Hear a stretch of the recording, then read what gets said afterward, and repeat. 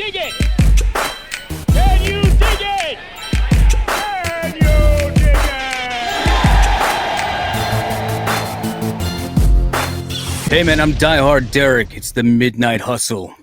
So, Netflix drops the much anticipated Mr. McMahon documentary. Everybody has an opinion, including DieHard. A lot of mixed reactions. If you know anything about the business, or you've been fortunate enough to be involved in it in one way or another, then you've already heard 75% of the story. It's the same repetitive shit. The ones who really came out disappointed were the ones who thought that there was going to be a smoking gun at the end of it. No, not even close. This just scratches the surface for what you've heard about in the media. This is the extensive first chapter to the forthcoming shitstorm that's brewing up right now. If this documentary did anything, it was to get you all caught up. This is like a 6-episode video package before the main event on a PLE. The opening scene really tells the true story. Vince says, "There's so much I can't talk about. I'll give you some semi-good stuff." Semi-good stuff. What's the real stuff? The stuff that will never be told. The stuff where you had to be there or be in the know and then be sworn to secrecy for life. The stuff that people will take to the graves with them. And as fascinating as this story promises to be, you're never going to get the real story. Everyone in this documentary is out to protect their own ass and their own dirty little secrets. Now, their secrets may not be as dark or as criminal as Vince McMahon's. They won't be sued for billions or face jail time.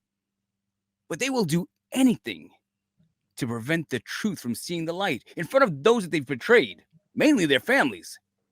Anybody would rather go to jail and do hard time than come clean about their dirty deeds to their angry wife. They're a bunch of fucking stooges. All of them. Covering their own ass, and they're trying to not incriminate their peers while living in constant fear that someone's going to come out and expose them with their ugly truths. Everyone is guilty of knowing something or being involved in one way or another. Can you blame them? They were fucking rock stars, living in the moment of success and excess. How many other celebrities outside of professional wrestling have been caught up in the life when they're seduced by money and power and fame? Look, I know it seems a little harsh. I'm not really here to judge because we all have guilt. We all have shame and secrets that we're hiding from someone else. It's part of being human. The difference is that most of us are aware that there's a natural limit. And the boundaries of that limit get pushed farther and farther with money and power and success.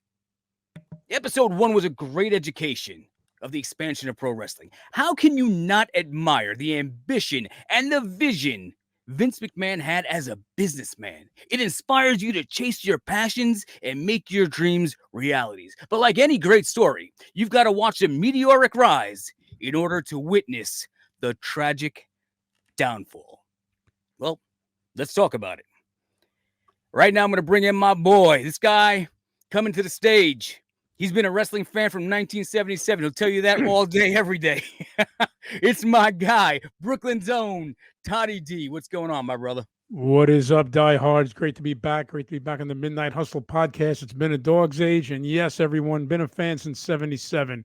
Damn, and man, that was one hell of an intro. Everything you've said, I cannot agree more. I mean, looking at this documentary, I've had Netflix for a very long time, and all I've been doing is paying the bill on it. Mm-hmm. And with Raw coming to Netflix soon, I said, finally, I'll get my money's worth. And what a better way to start than the Vince McMahon 6-part docuseries. And let me tell you, I was disappointed big time because let's just say if you're a wrestling fan or a casual wrestling fan, to me, it was all fluff. Everything that was discussed, which we'll get into, basically is common knowledge to even the typical average wrestling fan. Yeah. From the territories to how McMahon grew the business, how he wasn't a fan of pro wrestling. He's more of an entertainer. We all know this. And I was very disappointed on what I saw in these 6-part documentary. There's a couple of things that I like we'll get into, but yeah, everything you said in the intro, I agree. That's what I'm saying is that if you're familiar with the wrestling business, even at the casual fan, the last, almost 30 years, at least 25 years. As long as you've had the internet and you're able to go on there and chat boards and message boards and interact with other wrestling fans and know the behind the scenes and the shit that's going on back there, you can form an opinion because you've heard these stories. You saw the majority of it play out. Even fans prior to the internet age, you already know the story of WrestleMania. You know how it came about. So this episode 1 that they entitled Junior pretty much tells the story of Vince McMahon, some stuff that we didn't know. You know, obviously, we've heard the stories of him growing up in the trailer park. He's dirt poor. His father abandoned him so he can go to New York and become, you know, the greatest wrestling promoter of all time. But he didn't know his last name till he was 12. Yeah, I mean, that too. There's a lot of shit going on. I mean, and I guess what really comes out of that is the fact that, you know, you hear all the stories about him having being molested as a child by his mother, being beaten by his stepfather. And these are things that when you're done with this documentary, you start to see how the monster was made. You start to see the trauma that he's dealt with as a child, where he's being sexually abused, he's being physically abused. He doesn't have that father figure in his life, but his father is this massive success that he aspires to be. He wants to be successful. He doesn't want to be poor. He wants to be popular. And finally, when he gets there, he doesn't even get the hug. He doesn't get the fucking, come on, son, I want to show you. Pat on the back. Nothing. And if you look at it, unfortunately, the way he experienced that feelings-wise with his old man, which we'll get into, he carried over the same traits toward his own son. With Shane. So heartbreaking. And we'll definitely talk about that. We're going to break this down episode by episode. But let's talk about this first episode. Like I said, it's called Junior. And as wrestling fans, we've seen it played out a million times. Vince buys the family business, monopolizes the territory, and then there's the birth of WrestleMania. But again, what it shows is that, you mentioned this before, Vince never really wanted to be a wrestling promoter. He wanted to be an entertainment producer. And he used pro wrestling to live that fantasy, but killed the business in the process. And if anything, it shows that he's the biggest mark of them all. Now, that's a term, derogatory term in the business of pro wrestling, but you can tell that this guy just wanted to brush up with celebrities. He didn't give a fuck about professional wrestling. No, all he wanted to do was poach the territories, take all the top stars, and create his own, you know, multi-business and make it go national and make it go global.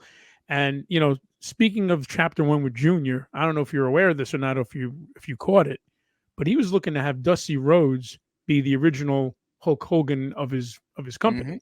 He wanted Dusty to lead the charge, but supposedly Dusty wasn't ready for something like that, or I guess he was comfortable in the NWA territory, because what would have happened? Think of a butterfly effect if Dusty Rhodes would have been the Hulk Hogan of that time. Would they have expanded the way they did? Would they have won the wars? Would they have gotten to where they are today as a global scale company if they would have started with a Dusty Rhodes as opposed to Hulk Hogan? I don't think so. And when you look back at it, you got to remember that Vince McMahon, even until recently, even before he was ousted, he never wanted WWE to feel Southern. And Dusty came from the South, Florida wrestling, exactly, right. Yeah. And he didn't want that stigmatism. He liked the charisma. He liked how he worked the fans. He liked the gimmick in the ring and the showboat or the flash, right. And when you say, well, if you couldn't use Dusty Rhodes, why not go back to Superstar Billy Graham? Superstar was missing something. Superstar timing. Yeah, maybe it was timing. Maybe he was limited in the ring. Not that Hogan was spectacular in the ring, but Superstar didn't reach out to the fans. I don't think Superstar would have had the Hulkamaniacs. I don't think Superstar would have sold merchandise. Well, it was he was too early and too soon to be a cool heel, because think about it. Back then, even the DVD was labeled 20 years too soon. He wanted to be more with the fans and have them like almost like an anti-establishment, like a Stone Cold. But McMahon Sr. wanted to keep him as his top heel, and this is why Superstar Billy Graham never reached, you know, the accolades that a Hulk Hogan did. I mean, you look at guys like Jesse Ventura, Hulk Hogan, Scott Steiner, all these guys have mirrored their image after the Superstar. He's the originator. The thing is, I don't think Superstar's gimmick would have gotten over as a babyface. I think he had to be a heel. He had to be a for that time, in his own time, right? But he can't go there doing the flexing and all the tie-dye colors and the earrings and whatever the fuck he did to get over as a heel. It wouldn't work as a babyface. And that's why I think he looked at Dusty Rhodes. Ever since Cody Rhodes wanted to finish the story, it's because of that match in Madison Square Garden between Dusty and Superstar. I just feel that Dusty Dusty had established himself and didn't want to be reinvented like he was when he came back in the 80s and he could, you throw polka dots on it, right? So Dusty couldn't be controlled by Vince, and he might have tried to manipulate Vince and say, "Hey, Daddy, I've been in this business a long time, Daddy, and I'll tell you what's good, Junior." And Vince didn't want to hear it. Vince had it doesn't work for me, baby. Right. Exactly. What's your initial reaction? Like I said, we've heard the WrestleMania story, how it became, and again, you have to admire it. You have to. But at the end of the day, it's nothing new. It's old news, man. Because I mean, the whole thing with him being, sexually and physically abused. Yeah. I read that back in 2001 in the Playboy article that he was interviewed. And that was some heavy shit. And he even talked about it on the Howard Stern show. Mm-hmm. So when they start off chapter 1, episode 1, Junior, and they ask him all these in-depth questions, he says, well, I can't tell you all this stuff. Now, think about this. This was all maybe a couple of years before the whole Janelle Grant thing even came into the news. Mm-hmm. So he's already telling you that there's a lot of shit I can tell you that I can't tell you. So they were like setting him up big time in that documentary. He would never self-incriminate himself. He's never going to fucking say, he hey. would never do that. But the way he said it, as if to say, there's a lot of shit you'll never know. But obviously, people are starting to find out little by little. Dude, it's happening right now to P. Diddy. And I was talking to my wife about this the other day. I was like, look, these guys are making tons of money. Hugh Hefner never got shit for having a sex party at the mansion. And it's just a matter of... different time, man. But it's a matter when taking it to another level, saying, hey... yeah. Listen, we're having a fucking Caligula orgy here. We're having a great time and titties out and everybody fucking everybody, whatever. Look, do you. But when you start trafficking people and you start drugging people and you start having people do things against their own will, that's when you've crossed the line into... and using company money, too, for hush money. We even tap into that yet. Well, which, again, I don't understand the fucking crime behind hush money. When you got the money... Well, basically, if you have consensual sex, but you signed a disclosure agreement, you're saying that I'm not going to say shit about this if you pay me X amount of dollars, obviously. Now, allegedly, he was supposed to pay her $3 million. Mm-hmm. He gave her $1 million up front. The other $2 million she never saw. So this is why, supposedly, allegedly, whatever, she's blowing the whistle now because she never got fully paid. Now, the ironic thing is he spent over $12 million over a course of 10 years in other hush money, being sued. Right. But the problem is he used WWE's money, not Vinnie Mac money. And it's his bit. And I'm not defending him in any way, but let's talk about hush money real quick. All right. So you're a multi-billionaire. You're married for 40 years, let's say. 40, right. Yep. Right. You're banging this hot chick on the side. You got the money in your shit. Like, I don't need my wife hearing about this shit. Throw some money her way, right? Shut the fuck up. Throw the money, your money, and that way you don't incriminate yourself. You don't fucking get kicked out of your own company that you fucking built from the ground up. Right. And I mean, I hate to say it, he deserves, but it's a publicly traded company. It's not all his money, right? Right. It's the company money, and he's using company money. But before it went public, it was his company. That was a different time. Yeah. So technically, where's the crime? The crime is later on. Later on, when he's forcing himself on women and quote unquote raping them, and I'm saying quote unquote because allegedly that's what the story is. In the back of the limousine, right? And you're forcing yourself in and say, "Hey, this never happened." That's a crime. Sure. Consensual sex with the fucking rat is, and I'm not calling anybody rat. I'm just saying, but somebody's saying, "Hey, oh yeah, I know you're married, but I'm down to get down with this. You'll take care of me." Yeah, I'll keep it on the low. Right. So when you look at the optics of it. They want to paint him with a brush. You got enough to paint him with the guilt that you want later on. Don't put out too much evidence. It's like Mark Furman all over again with the OJ trial. Right. He planted all this extra shit, and it just backfired in his face. Right. And it's the same thing with this. It's the same type of issue. And in watching this, I watched that first episode, and you just see a ticking time bomb. Yeah, you know where it's going. I was thinking the same thing. The first thing you see is like, I can't tell things I can't tell you. Vince McMahon will never tell. There'll never be an RF video shoot interview. There'll never be a full on behind the scenes. There won't be a film. Like Vince McMahon's taking to the grave everybody in the business at that time is taken into the grave and has taken into the grave already. Well, he even said he said he has three. He said he has two brains that functions, but actually three. And they said, "What's the other brain thinking about right now?" He said, "Sex." Yeah, we're gonna talk about that later. Yeah, he flat out said it. So I mean, Crazy like you shit. said, ticking time bomb. Ticking. Yeah, at the very beginning, the minute that he said, "I can't tell you all the good stuff," I knew. I was like, "All right, this is gonna be a half-assed documentary. This is gonna be a problem here. We're not gonna be 100% factual. You're asking the monster to incriminate himself, to admit to his guilt." And if he's only going to tell you the face value of, yeah, so I fucked around. Yeah, so I used to have relationships. All right, but dig deeper. And he won't allow that. He won't. He definitely won't. Let's rewind now, starting with chapter 1 with Junior. I have to give the guy credit. He made a deal with his old man saying, "You have to pay me in payments for this $1 million to buy the company." Yeah. And that's you what miss a payment. Gorilla Monsoon was supposed to be heir to the throne of then Capital Wrestling WWF. If Vince Jr. would have missed a payment, Gorilla Monsoon would have taken over for Vince Sr. Think about that. And it would still be a wrestling company. It would have been a territory. They would have went out of business like the AWA eventually, because it would have been ran by old minds like Vern Gagne and not willing to move with the times and establish, in the now. And eventually they would have gone bankrupt and just closed down like every other company. Yeah. That was a territory. 100%. And again, that's why I'm saying you have to admire Vince. It's hard to admire, and I hate bringing up Donald Trump because I can't stand that motherfucker. But when you say, "Hey, I built an empire from a $200 million loan that I got from my dad," I'm like, I wish everybody's dad had $200 million they could pass down to their son and start a fucking business.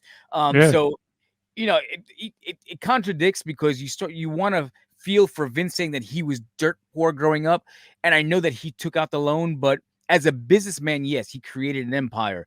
Had he not had a dad with WrestleMania, I mean, think about that. Right, but he already owned the company. So he was taking a huge risk. I mean, it could have went either way. If it would have went the other way. By the time he had mortgaged the house, he was covering his bet from all the fucking talent he had poached. He had to give. I don't want to say he was giving them guaranteed contracts, but he was like, "I need to get the best of the best, and it's got to pay off for me. I got to put the greatest show of all time, the greatest wrestling show of all time, so that people say, you know what? Fuck everybody else who can't do what we're doing. This is the only place you got to watch. This is going to be the place in town to be. This is where you're going to be paid the most." But back then, there were no contracts, as you're aware. It was just a handshake and a man of his word, and that's all they went by. Yeah. That's why he lost a bunch of guys in the 90s during the Monday Night Wars. But that's a whole other story. It was a gamble. It was a fucking gamble, and it paid off in dividends. He literally bet everything, and you can't shame a guy for doing that. That's not what we're here to judge. Right. It's just a shame that there's like that monster side of him that basically was dying to get out eventually. It's an unfortunate thing. What was he, that monster at WrestleMania 1? Was he already that person? I don't think so. I think over a course of time, ego grows, bank accounts grow. So the more you make and the more you defy the law and the more things you get away with, like the Teflon Don, no sticking, you keep taking chances. I mean, we'll get into it. You had the steroid scandal in the 90s. He beat that. And so many other things we can discuss down the road. But up to this point, Vince McMahon was basically untouchable. He defied the odds every time. So he probably just figured, you know what? I can get away with this too. And my personal side note with this is, like I said, innocent until proven guilty. Now, I don't know this woman from a hole in the ground. And if all these disgusting, unspeakable acts took place, I feel terrible. Oh, yeah. 100%. And it's terrible for us as fans, because here's the guy who is the puppet master, the maestro of our childhood. We love professional wrestling. This guy gave us the things that we dream about, everything that we love. Godfather of our soundtrack. Yeah. And it's just like, I don't know. Do we erase him from mind because of what he's done? And I don't erase all the good. I'm, keeping track of the bad. But let me ask you this, and I'm just playing devil's advocate. He spent all this time with this woman doing these unspeakable acts. But my question is, and again, not being a jerk, I'm just asking a question. Nobody twisted her arm. The second he did something that she felt was below standard level or something was off, no one is forcing you to do this. I don't want to hear that you have no money, you're broke, your parents are sick, you're desperate. You have morals to a degree. And I heard this guy was defecating on her head, including people, allegedly Brock Lesnar was named in it. I mean, there's so much stuff that we don't even know yet that hasn't come out. But my question is this: if all this is really transpiring, and I'm not saying it didn't, why not take a stand and say, listen, I'm into this and that, but there's no way I'm doing that with you. You know, the Right, consensual sex, fine, but it should have stopped at that. And she could have and said, hey, I'm not into that. and shit, Todd, shit gets weird out there. I've Yeah. seen it. I've seen the different businesses where people are like, I'll do anything. Oh, I'm the nastiest bitch But if out she's there. willing to do it for that shit, bro, then she has no Willing right to be suing him. So I'm here's the sorry. thing, and That's we'll fucked up. never know because it's Hearsay, you know, secondhand. right. Yeah. It's hearsay secondhand. It's his story against her story. She might have been down for it and just said, but I'm going to get paid. And when she didn't get paid, now all of a sudden I'm the fucking Right. victim. Oh, where's That's my when she check? got salty. Right. Right.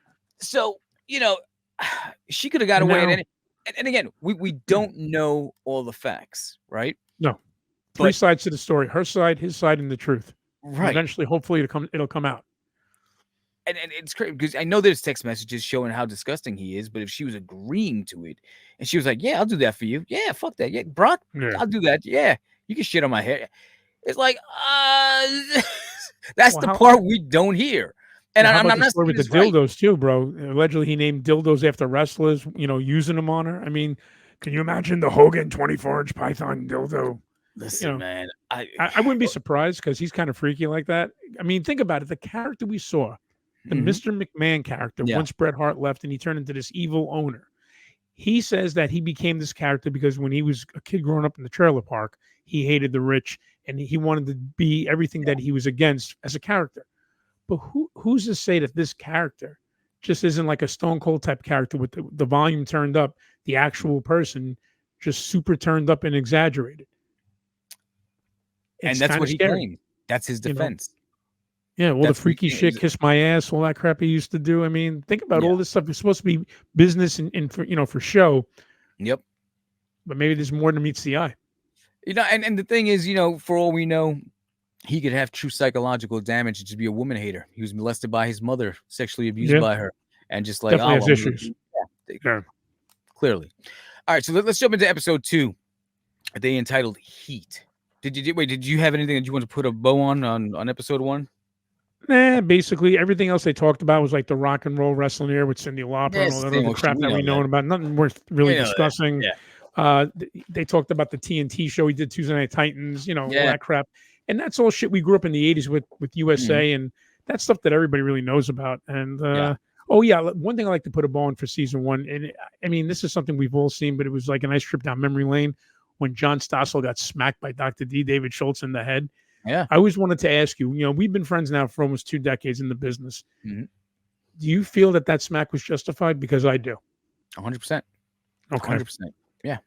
Because Yeah. when you're trying to expose the business, especially when kayfabe was strong back then, and you're Yeah. trying to humiliate a person on camera, someone Mhm. like Dr. D. David Schultz, which I'm convinced is a long lost cousin of Steve Austin's, because he Mhm. looks just like him with a fro. But you do that, you're looking for it. And then So the here- last thing go ahead. So about the John Stossel thing. So Yeah, different time in the business, right? Kayfabe, you got to protect it. big time. Good guys and bad Good guys guys ran can with be the- seen together. No, We have to travel prove that we're the separate. toughest guys out there. We were professional fucking brawlers and fighters. That's Got right. it. Assaulting him, I understand why it was done. I totally get it. You called it fake. Does that fucking feel fake to you? How's that feel? Not That one, fake? but 2 in both. Say, 2 times. Busted his eardrum open. yeah. 2 But receipts. who the fuck is John Stossel to be going back there and trying to pull the curtain back? So that's like going Right. to a magician, like the card's How- in his fucking pocket. Right. How Like the fuck going did he there even and get trying. back there is what I want to know. Yeah, but the thing is, he probably said, "Hey, I'm going to do an expose on wrestling. It'd be great promotion for you guys. Yeah, he put probably you- set them put you up. on primetime Yeah, TV." But then he had a hidden agenda. So I Right. get it. You want to do your expose piece, but dude, what the fuck do you think is going to happen? If somebody came to my business and I have something where, hey, here's the secret sauce. He's like, I got the secret. You want to know the secret? Here's a secret. Dude, I smacked the shit out of you too. And it That's doesn't right. have to be necessarily about wrestling and good guys and bad guys, but who the fuck are you to walk into my business and try to tear my shit down? Like, you're a fucking reporter. You got nothing better Right. to do to go reporting and come over here and tell people how I do what the fuck I do and how I make my money. Yo, he's lucky he walked out alive. That's right. And the last thing I wanted to is with Richard Belzer. If you remember, Yeah. Hogan and T were on right before WrestleMania or right after WrestleMania time, Yep. and he asked him to put him in a front face lock. And I don't understand, when Hogan fucking released him, he knew he cranked on him. The guy fucking flew right back, and you saw that blood stain on the back of his Oh head. yeah. I mean, that was a fucking nightmare for PR, man. Let me tell you. And the thing is, that's an accident. First of all, he asked for it. Hey, put me in a No, move. he Put me asked in for a... All right, I put you in a fucking... It seemed like the safe move. When you see Hogan go underneath, he grabs the forearm and gives that little pump. Yeah, and he turned it too, like he Yeah. cranked it up. He knew it. Listen, Hogan did that. He knew what he Yeah. was doing. I'm not saying he was looking to make him get hurt, but he purposely put him to sleep. Yeah, Without a doubt. Hogan's done this a number of times. Why would you put the fucking guy to sleep? Why right before WrestleMania? Why? You didn't have to crank. You're like, hey, look, I got him in the head. Take a picture, brother.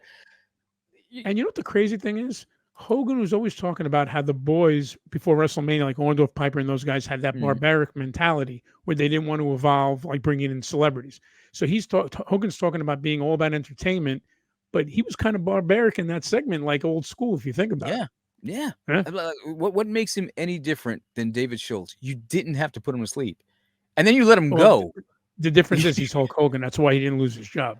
Yeah, of course. He's the face of the company. You're gonna fire that. Dr. D was a mid-carder at best. Oh my god. Let's talk about episode 2. It's entitled Heat. And here's what's fucking hysterical. Stand back.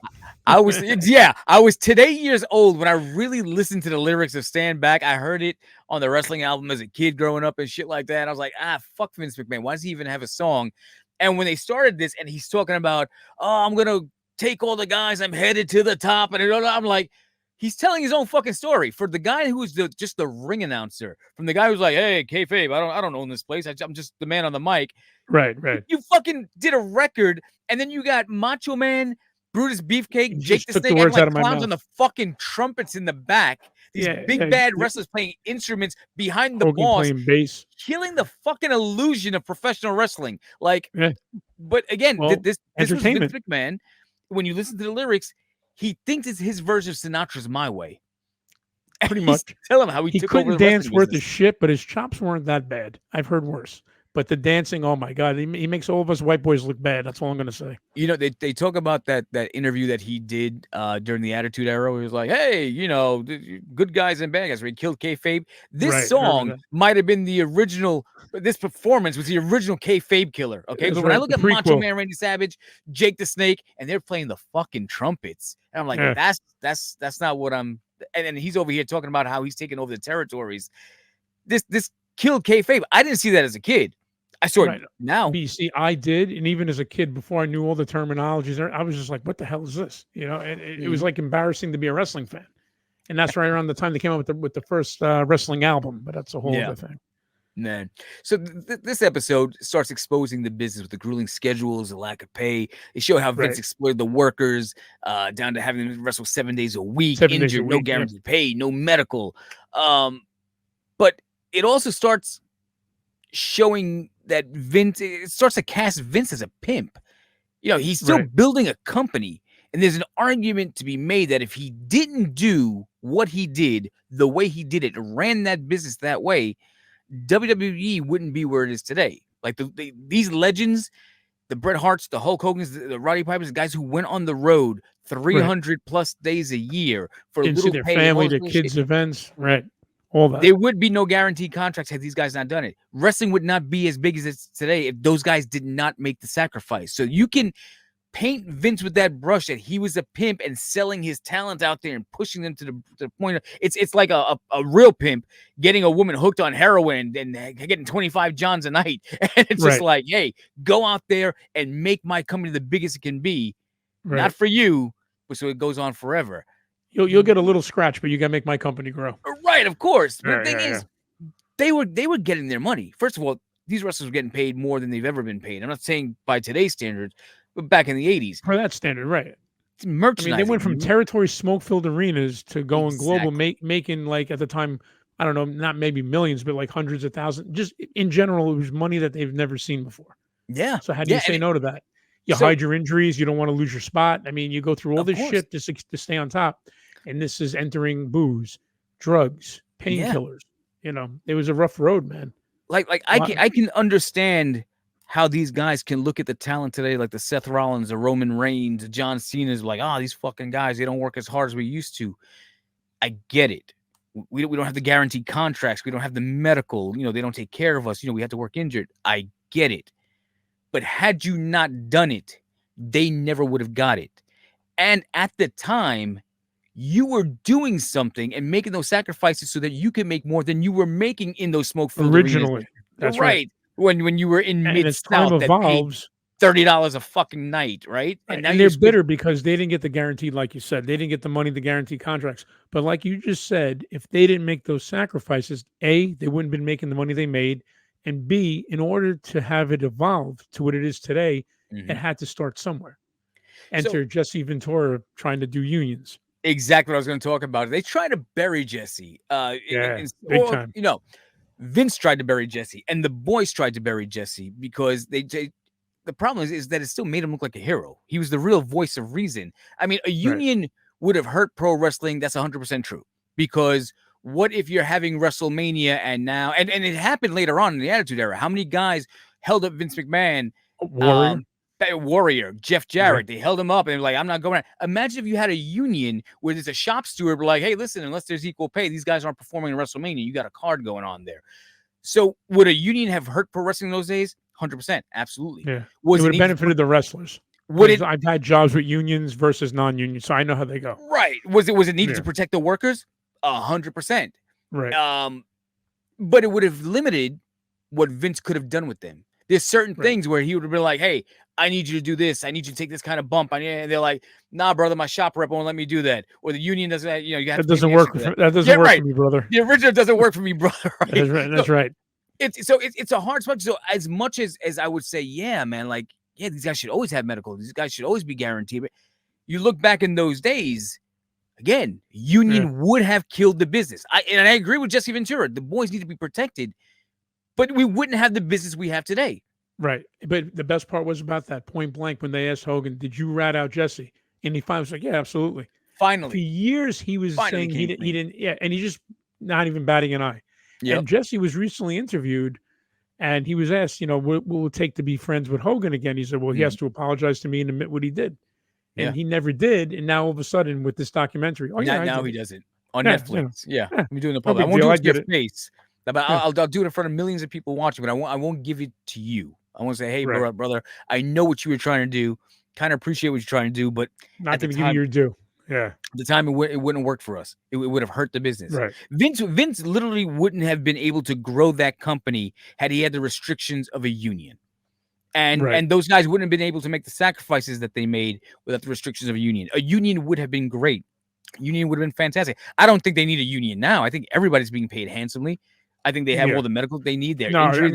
That's the thing. You don't need a union now, but the issue that's always been union or non-union. Anytime something goes bad for a wrestler, they don't have to even be in WWE anymore, but yet they always sue WWE. Oh, I may have CTE, or I may have a post-concussion. This happened the other day, and then you look at their resume. They haven't wrestled for WWE say in a decade, and these boys are always trying to sue. It's always the WWE's fault, which I have a problem with that because if you're working all throughout the country and you're working for different companies, it could have happened anywhere. Right. 100%. So union or non-union, there's always going to be some kind of problem. But I think, like you said, right now the business is bigger than it's been in ages. They're saying WrestleMania 40 was the biggest sell out of all 40. I mean, they're selling out arenas locally, nationwide, overseas. So right now, union or non-union, I don't think it hurts them not having it because, like you said, they're being paid, very well. So. They talk about Hogan. It was kind of like I don't want to say the fall, but it was the rise and the fade of Hogan.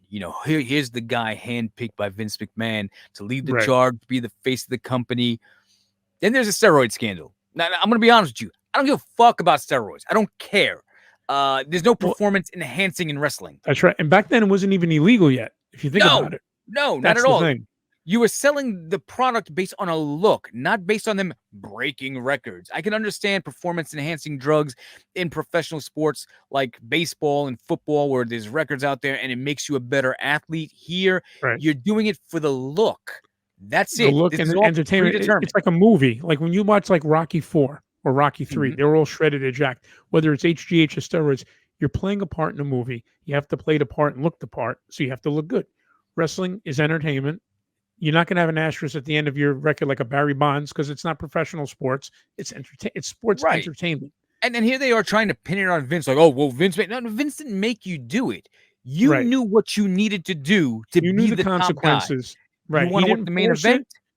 You Right. want to work the Hogans? You want to get jacked? Who's going to do it? Sam Houston or fucking Paul Orndorff?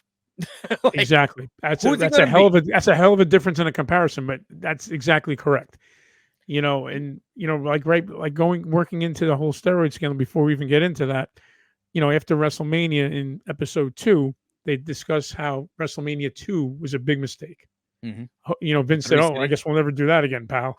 Yeah. And then, enter WrestleMania 3, we were all told that the gate was 93,173 people. And now Mhm. you got Melcher saying, well, it was actually 78,000 and change. You know what? I really don't give a shit at this point. Fuck. It's like he said, she said. All I know is it was an outdoor event. It fucking kicked ass. Yeah. I was 16, turning 17 years old. I'll never forget it. And stuff like that, I remember more than the shit that goes on today. And the Just thing is, saying. it's all about touting the numbers. Yeah. But I want to get back to the steroid thing because, like I said, Vince never forced anybody to do it. And I don't really see a problem with steroids as long as the athletes are properly educated Not and abusing it. Right. supervised and saying, Mhm. hey, so you want to get a little bigger? All right, let me show you how to do this. And thing is that The when you're right not way. being Yeah. supervised, there's the excess. That's when guys Right. go into roid rage. That's when they fucking, they start having heart attacks. That's when a lot of shit. But again, I don't think I'm almost confident, positive that it wasn't Vince forcing them to do it, saying, hey, I need you to look the best you can do so we can sell more tickets. Right. But he's not saying to take them. Like you said, guys dying young of heart attacks. You had your Eddie Guerreros.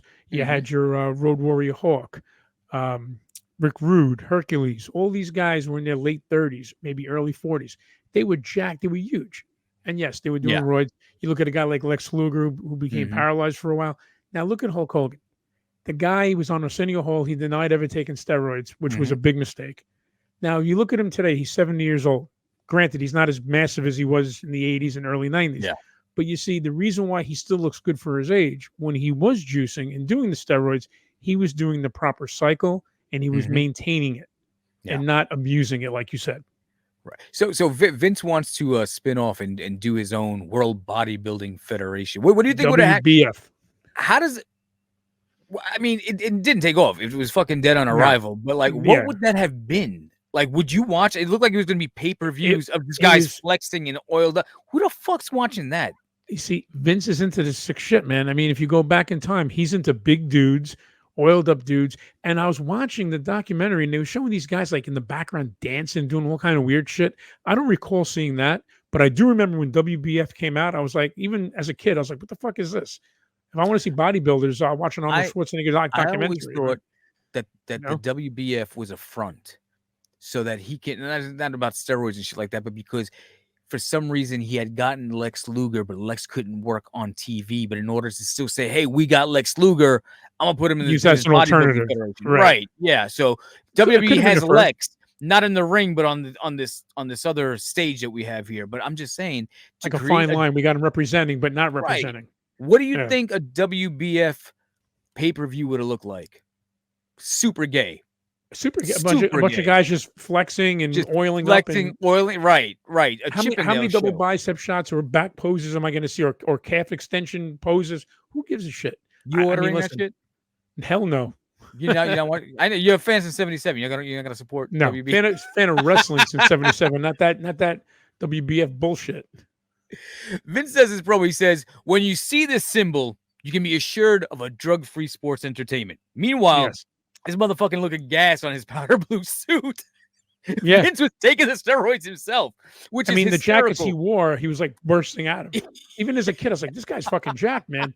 Even when he was like commentating with Pat Patterson, you could see how big the guy was. He was always, I mean, listen, he was always in the bodybuilding, but when steroids became a thing with Zahorian, Dr. George Zahorian, they were doing the cycles and he was definitely doing it. And even in the 90s, when he wore the black jeans and the tank top in his 50s, he was more jacked than his wrestlers, bro. Come on. Well, like we said, so this episode's called The Heat. And I know we took off a little bit over here, and we're talking about steroids now, but there's a lot more to this chapter in this documentary.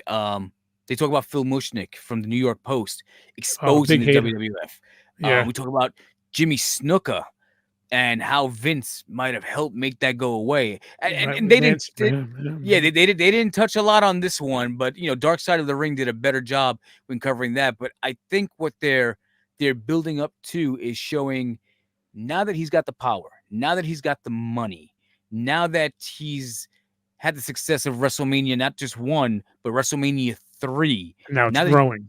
Yeah. he's killed the territories, he's an unstoppable force. He's the only real show in the business. Now maybe the power's going to his head. Right. So when you see that, it's like, all right, here I am, untouchable. I can gas my guys up if I needed to. I can have a doctor come in here and prescribe steroids. I can beat a scandal. I can No problem. tell the New York Post to go fuck themselves. One of my top marquee guys killed a woman, and I made it go away. He Right had to under go the away for a table. little while too, right? Yeah, But yeah. made it disappear. What is it that I can't do? What is it that money can't buy?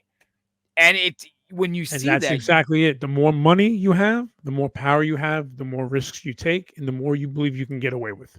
it's It's crazy, very man. simple. It's great. It's funny. You see Tony Atlas on there talking about how he's like, we was abusing women. They was toys for us. I was like, Yeah, damn, and dude. that's something I wanted to touch on, man. He had way too much airtime. I mean, a lot of the things he said, though, it was pretty much on point. Yeah. The one thing I have to give Tony Atlas credit, they all said at the end of the day, what will Vince McMahon be remembered for? Yeah. No one had an answer. Trish Stratus, Hulk Hogan, John Cena, The Rock, all these guys had nothing to say. And ladies, he turns around Atlas, the greatest promoter of all time. How is it that Tony Atlas has the answer and these fucking veterans didn't know what to say? Because Tony Atlas is the only one without anything to lose. To lose, I guess, everything to gain. Right? So Tony Atlas is not a rich man. No, Tony Atlas not basically lives in poverty. Tony Right. Atlas is hurting for money, right? As we speak. If it weren't for that Right. lady who he met that became his wife, I mean, he was down and out, bro. He was homeless. He was living on the streets. Living in his fucking Sad. car. So sad. Meanwhile, the guy was a physical specimen and a major, force of the 80s. But First Trish African Stratus, American tag team. Hulk Hogan, John Cena. The list just goes on and on and on. Hogan had no answer. Yeah. Had no answer because they owe their careers to Vince McMahon.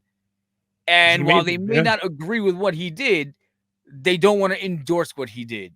So his legacy, is he going to be remembered for the scandals, for being a fucking sexual predator? Oh, damn, but he did give me a career. I don't know what he's going to be remembered as. So many things. He's done so much.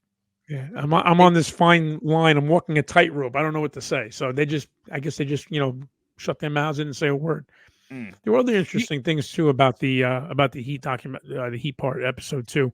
I like what Bruce Pritchard had to say. He was very upfront and honest. They asked him if he saw the first couple of scenes, episodes, and he said he didn't like it. Oh, that's later on though. You jumped in a gun.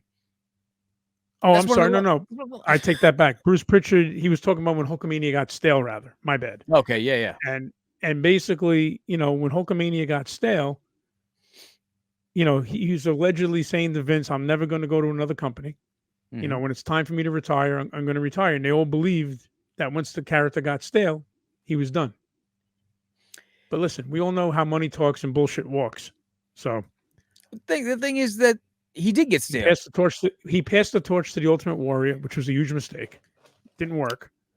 As a wrestling fan, as a hardcore wrestling fan in the prime of the business, when do you think Hogan got stale? I think at WrestleMania 9, when he came out after Hart put on a hell of a match against Yokozuna, he comes in with a fucked up eye. Yeah, WrestleMania 9. He comes in, does a leg drop for a minute. Meanwhile, Yokozuna's been squashing everyone for over a year, beating down people left and right, and he beats him in a minute. 9 years. You think Hogan could have rode on top? Oh, no. I'm just saying that's when I said to myself, they got to get rid of this guy. I think Not Hogan... before that. Well, WrestleMania, I'm going to be honest, at WrestleMania 6, I was rooting for Warrior. Not going to lie. Became a huge Warrior mark. I had long hair back in the day, rocker. I thought he was awesome. But when Hogan came back at WrestleMania 7, which they discussed in episode 2, with Sergeant Slaughter becoming an Iraqi sympathizer, Hogan fit the bill for that feud, whether he was already stale or not. Yeah, he had to. He's a USA, real American. baby. You're fighting from right, exactly. Had it not have been, I guess, for WrestleMania 7 with Slaughter being an Iraqi sympathizer, then it would have been a mistake to bring Hogan back, and he probably would have been stale after 6, like you said. So but that resurrected Hulkamania. I think he got stale after Mania 3.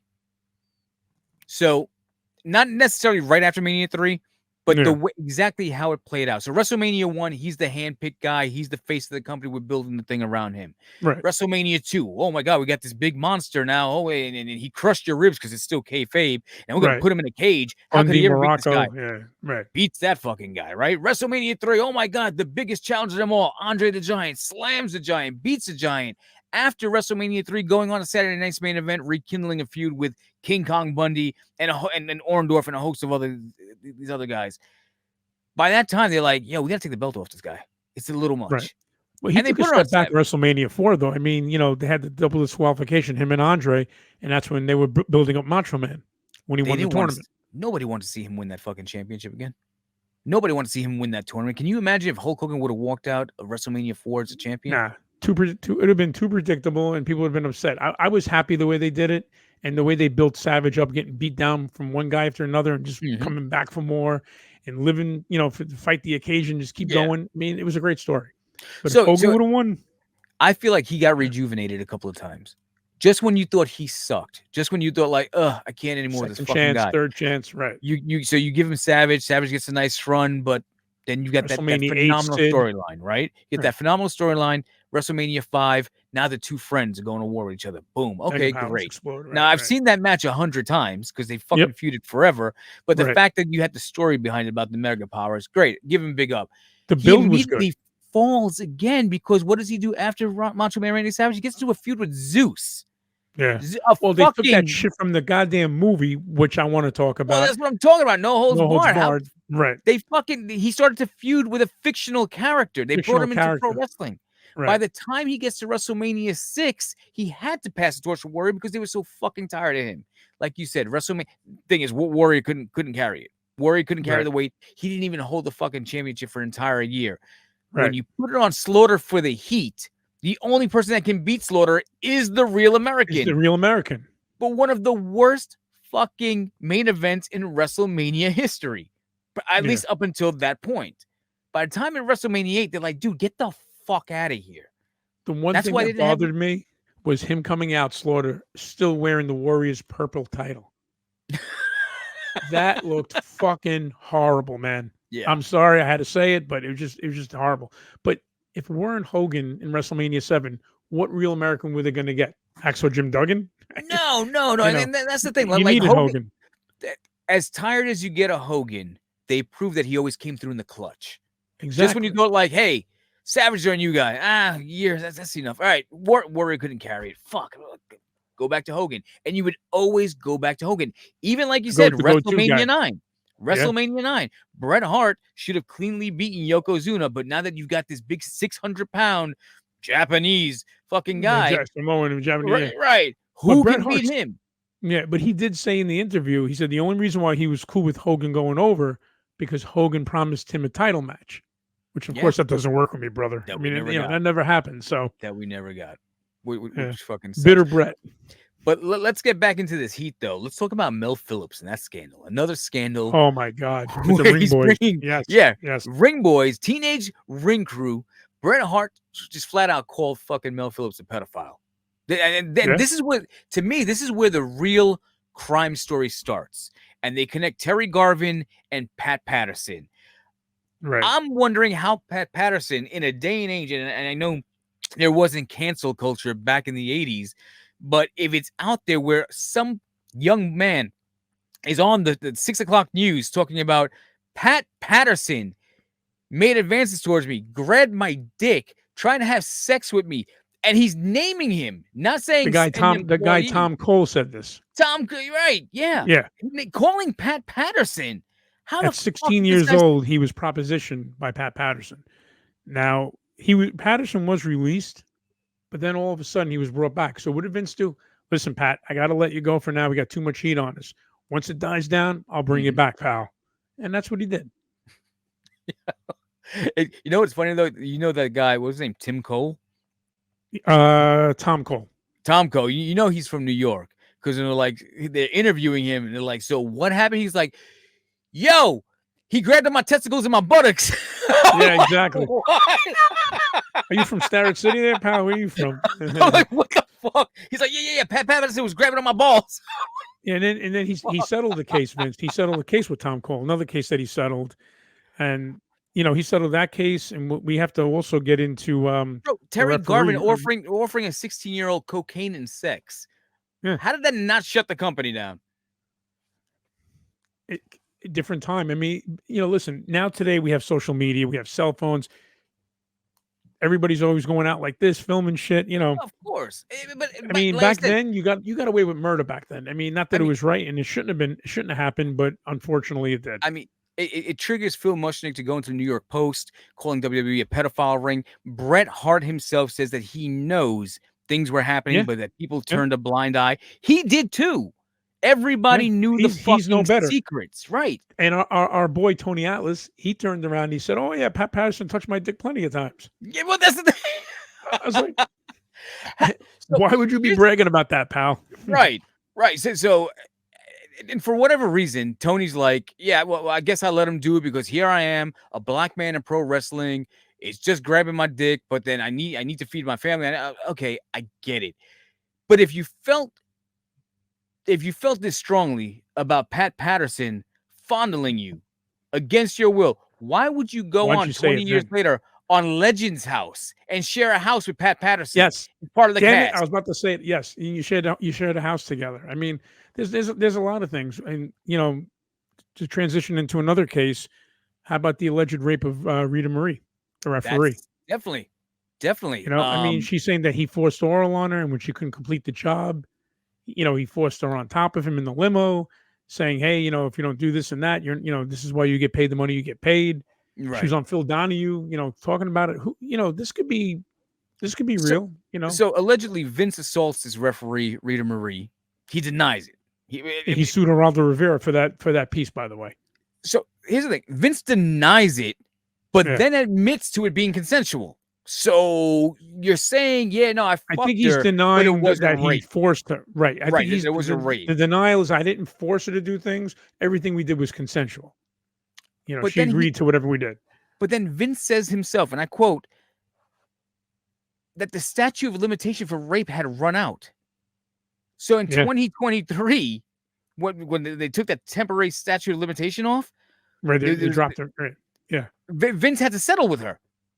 Yeah. If you're innocent, why are you settling? Right. If you're innocent, why are you settling? That's an admission of guilt. Right. So because the statute of limitation, because 20 somewhat years later had passed, and now we can dig it up again, these sexual crimes. Fuck. I don't need this shit in my life, pal. Pay her off. Exactly. Because whether you have money or not, if you're innocent, why would you even take a plea deal or even make a payment? That would irk the shit out of me, because why am I going to admit to doing something if I didn't do it? And he just figured he'd rather just make it go away, bro. Even if he was innocent, you have the money, had gone on, make it go away. Right. And there was a statute of limitation. Like, listen, you can't accuse me. You don't have any evidence. You've got nothing. When they lifted that, that's where the guilt came out. Now you start seeing the wrinkles in the character. We already know it's there. This entire episode has been dealing with cracks the heat starting to of form. Scandals, of ring boys, of rape, of drugs. I mean, you name it, it's happening already. Right. And I'm looking at my notes. I have them all in order what we're discussing. Yeah. And that's when they entered 1993 when Vince was indicted for steroids. We kind of talked about it a little earlier. Mm-hmm. But during this episode, he was indicted for steroids. And that's when Phil Mushnick, for the Post, I believe, he was an FBI informant, actually. Yeah. Can you believe that? That's some shit. That's insane. And now my question is this. Vince had neck surgery during the 93 indictment. So you saw him come in with the whole Bobby Heenan gimmick, neck brace. So now, as a wrestling fan and being a former booker and promoter, you used to write this kind of shit. Mm-hmm. Now, I'm just playing devil's advocate. Was McMahon legit hurt from a neck surgery, or was that a sympathizer to try to get some sympathy from the jury? Oh, I would say, well, here's the thing. It's not like that was a big ass neck brace. It's not like he was on trial for a hit and run accident and he was the victim. and like, oh, look at the injuries that I've sustained here. Please pay me out. Pain and He's suffering. Pain defending and suffering. himself. So I'm trying to Yeah. understand where the sentiment is. I'm trying to understand why people will look Right. at him and see a sympathetic figure there just because you had a neck injury. So just Fuck bad you. timing, you think? Right. Just Yeah, have the I surgery, think just so. bad timing? Milking it is a different we'll story. give him that one. Yeah. Milking it might be a different story. Look at me. Oh, you don't want to send me to jail. But I don't know, man. Sometimes they try to paint too much of it. The guy had a legitimate neck injury, had legitimate surgery, wearing the neck brace. I get it. Did he try to oversell it? I think so, but to what benefit? Right. Well, we talked about it a little earlier. Right after that, right after the trial, Hogan announced that he was going to retire because of the steroid scandal. Mhm. And then enter Ted Turner, WCW. Yeah. Bischoff MGM Studios, runs into Hogan on the Thunder in Paradise set. Rest is ancient history.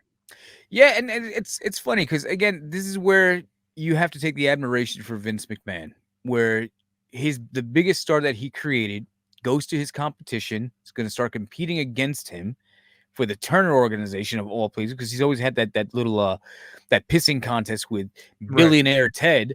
30 appearances versus 300. But he takes it light, because in his opinion, Hogan couldn't cut it here, and this is the big leagues. He's What are going you down going to do south down to there? wrestling. Right. Yeah, it sucks that you're going down there because you're my creation, but you can't draw. You're washed up. You're a has-been. And then Hogan proved him wrong. Yeah. With a second in a coming of life. huge way. Yeah, big way. But again, like I said, as you're still building, this documentary is building the monster that he is, the con man that he is, the deviant that he is. It also builds on the incredible businessman that he is, the visionary that he was, the guy who took his beatings and then came back even stronger. And those are things that you have to, the qualities that you have to admire. That it's a phenomenal story. Had it not been tainted with all the drugs and the scandals and the rapes and everything else, this guy's a fucking superhero. What he's done is incredible. But the greatest response to that was Shane McMahon turns around, he says that was a slap in the face, what Hogan did. I mean, to this day, I think they're still bitter about it. Yeah. Talk about taking things personal. I mean, the government even tried putting Hogan against Vince McMahon, and Hogan was granted immunity. And basically, he knew what he was going to say, but he wasn't going to lead the feds in on it. Yeah. And once he started talking, he just turned against him, and he spoke up for, in Vince's favor, obviously, and he shocked the whole court. But what's he going to tell them? All he had to do was say, he didn't make me do it. I was the biggest star, and I needed to look like it. That's it. No, done. Did he tell you to put steroids on? No. Did he inject you? No. Did he get you prescriptions? No. All right. But Hogan claimed that the federal government was telling him what they want him to say. What they want him to say. Right. Yeah. Yeah. That's messed For up. what? If you're not guilty, get the fuck out of it. Now, don't get me wrong. Could Vince have insinuated, hey, Terry, we got to get you as big as possible. We want you to look the best out there. We want you to look like a god. Right. What do I got to do? I don't know. You try steroids? Oh, fuck. He didn't tell him, suggesting. Right. That's it. And with all that being said, Vince has brass balls, man, because in '94 he drew a defamation lawsuit against Rita, the referee, and Geraldo. And then the crazy thing is, they fast forward toward the end of this documentary, saying in episode 2, saying in 2023, Vince McMahon he paid multi-millions to Rita. Even though the statute of limitations had expired, he still paid more. But you were innocent, though, right? What are you paying for? And he continues to deny any wrongdoing to this day, by the way. But you're paying all this money outside the statute of limitations. He admits to having sex with her, right? Consensual, yeah. Yeah. I smashed it, but not by force. She wanted it. Yeah, right. Yeah. It's always consensual when you're lying. So well, that's the key word to use, consensual. That's the only crutch you have to protect yourself. She agreed to it, right? Right. And then she said, no, I didn't agree to it. I was in the back of a limousine. You forced me. You put my head down your pants. You did all these things. You ripped my dress. And then he's like, no, I didn't. She said and she even said that he got mad that she couldn't finish when she was performing, oral sex on him. And then he forced her on top of him, and he still got mad. Still got mad. right? So, like you said So, earlier, with the whole psychological thing about hating women and uh-huh. his upbringing, Yeah. who knows? He may have, I mean, obviously he's got issues, but Yeah. deep, dark, sexual issues. But if you're admitting to having sex with her, what are you paying for then? Right. Why would you pay her a Why would you pay to make multi-million something dollar go away if you're lawsuit? innocent? Yeah. Well, you have all this money, bro. You know what? I think you rather pay the money to make something go away, whether you're guilty or innocent. If you're jumping in my limo and we're in the back and you're trying to give me sloppy toppy and I'm trying to hide that from my wife, yeah, I'm gonna pay you. Just shut the I'm fuck gonna up. I don't pay even live right there to because find right. out, right? Yeah. We're talking about rape now, though. So why are you paying if you didn't do it? Sounds Right. like guilt to me. Lot of eyebrow raising questions. Yeah. So let's jump into episode 3, the screw job. Of Screw course, we had job. to get there. Yes. I'll tell you what, Brett wasn't the only one getting screwed in this episode. We'll talk No. about that in a little bit. Yeah. Well, let's talk about the original person who got screwed over, Wendy Richter. Wendy Richter. And Wendy, look, man, Wendy was a fucking problem. Okay, she Yeah. didn't want to give up the title. She would do the honor, right? Vince had to remind her, "You're a character in You're holding a fictional prop. fucking story." Okay, You're holding a prop back there. That's all you're Yeah. holding. It's a prop. if you want to keep this belt, Huh. go out there and fucking fight for it the way a boxer would, the way an MMA artist would do. All right, you're a fucking character. You're forgetting that, but no, you didn't want to Right. give it up, and he had to figure out a way to get it off her. Can you blame him as a promoter? No, that I'm on his side 110%. So when they called the screw job, did they screw her over? Yeah. But she was screwing him over. You're not doing business. I wrote a story. Stick to the fucking story. That's right. And she says, "Oh, you saw I kicked out after one." Well, guess what? They counted to 3 because they knew you were going to kick out, Yeah. and we had to transfer the title over because you were done. You were a fucking problem. Yeah. Nobody got hurt. It was business, creative business at that. How's that wrong? I just don't get it. Right. It makes no sense. And then after they talked about Wendy Richter, they still continued to talk about the steroid trial, about Hogan testifying, and Vince was saying that he never sold, steroids to the boys because he was being blamed point blank on that. Yeah, and they were still talking about it in the screw job episode. They really didn't want to let that go, that story. And I guess like why didn't they wrap it up in episode 2? Because I'm looking at my notes and in season. I think what it was though is that in telling a documentary style story, yeah, we just finished telling that in the previous episode. But what we're going to talk about in this episode is how I screw the talent over. So the reason why it's almost like a trickle down effect. So eventually we have to get to Brett. We have to get to the Montreal screw job. So we talk about the first person that we screwed over in the public eye, which was Wendy Richter. Yeah. Then you got Hogan, who was his creation that testified against him in the trial, where Vince might have felt like he got screwed. Well, great. How do we replace Hogan? Let's get Lex Luger. But then Lex Express fails. It fails. Yeah. And then that's when you enter Bret the Hitman Hart, who puts himself over as the guy who pulled the sword out of the stone and saved WWE. That's a little fucking bold, Bret. Yeah, well, that's how Bret Hart is. He's always in business. I love Bret, but man, oh man, does he go into business for himself. He's no fucking Hulk Hogan. No, and I'm not saying that Hogan's right, but it bothers him because he never had the charisma. He wasn't good on the mic. Storyteller, wrestler, untouchable. He was fucking impeccable. He was great. But the guy really couldn't talk on the mic. He didn't have that type of charisma. But what he did have was the admiration of the fans and the respect in defending the title across, overseas. He was a great performer. Bret Hart matches every day of the week and twice on Sunday over Hulk Hogan any fucking day. But when you're talking about a business attraction, there was nothing better than Hulk Hogan. None whatsoever. Who can sell a turnbuckle shot to the chest better than Bret Hart? Nobody. Holy shit. Bret the Hitman Hart. Full force, man. One of the greatest performers to ever lace up a pair of boots. Bar none. But he wasn't Hulk Hogan. He wasn't a box office Hogan attraction. Now, if you want to talk about saving the WWE post Hulk Hogan era, then what I do give Bret the credit for is for reformatting the business to a smaller guy, new generation. Yes, and making it about wrestling. So yeah, did you replace Hogan? No. Did you change what the business expected from the product? 100%. Yes, you did. Yes, right. And I want to just touch something real quick on this whole Lex Luger to Lex Express. I remember this happening in live time when he went on the Intrepid. He slammed Yokozuna. Yep. So everybody's saying, who's a big wrestling mark back then, oh, he's gonna fuck Yokozuna up. He's gonna be the next champ. Ba ba ba. This is gonna be the guy. Why didn't Vince pull the trigger? Why didn't he make him champion? There was 2 opportunities to do it. SummerSlam, where he wins by fucking countout, and then you drop balloons. You drop fucking balloons and on he's a waving count the flag on a countdown. That's the point that's where I was going with this. Huh? And then you build up to WrestleMania, and you don't do it there either. You don't do it exactly. So, and he didn't know he was going to WCW back then, so it had nothing to do with that. So here's what I've heard, and I kind of insinuated. I don't know if you're so for all you fans out there. You'll enjoy this. Hey, why didn't Lex Luger win the world championship in WWE? I don't know. All right. So, that clip right there. I know where that came from. I know exactly what that is. That clip right there is my clip that I shot with Lex Luger at NWA Cyberspace.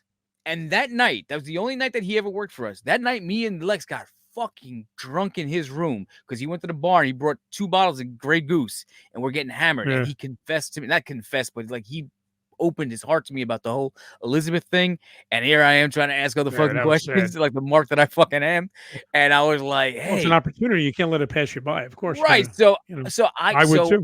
I asked him because the long-standing rumor was that the night before WrestleMania 10, he was at a bar in Manhattan and was talking to some reporter from the Daily News and told him, I'm winning the belt tomorrow. Lex says that never happened. And I said, okay. I said, all right. I said, it just seems kind of fucked up that they're building you up to be that guy. You're wearing the flag, you're Mr. USA, and they fucked you at SummerSlam. And then the night before WrestleMania, you went out there and you fucking, you spoiled the finish. He goes, that's not what happened. I didn't want to do shit with the kids. I said, whoa, what? Whoa.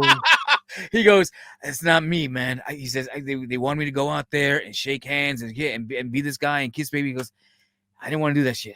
That's not me. And I was like, well, I wouldn't be surprised because Lex Luger even said, like, back in the day before he was a wrestler, he was never a wrestling fan. Right. He did it. Right. It was like an Ultimate Warrior kind of thing. He did it for the money, know? So I guess that makes sense. He literally said, he said, I hated that fucking bus. I wanted to go home. I didn't want to be on that fucking bus. I was getting cranky. And then when I got off the bus, I wasn't all fucking smiley and cheery with the kids. Well, he was married. His kid was young. It kind of makes sense. I mean, and he said Vince didn't like that I couldn't connect with little kids because I didn't give a fuck. I was cooped up on that bus so long, I couldn't fucking do it. And Vince was like, "Yo, I can't go with you if you're not that guy." So he went with Brett. Well, speaking of Brett, like once Brett came in and he allegedly took the torch, then you had Shawn Michaels. You had Kevin Nash, known as Diesel at the time, the Razor Ramones, X-Pac, 1-2-3 Kid at the time. So this is when the transition started, with a new generation, a new crop of smaller wrestlers. Well, not Nash and Hall, but, the other guys. That's a critical part in the professional wrestling business because it's the time that it proved the main thing that is still effective today is that the business is no longer built around one guy anymore. The main attraction is the company.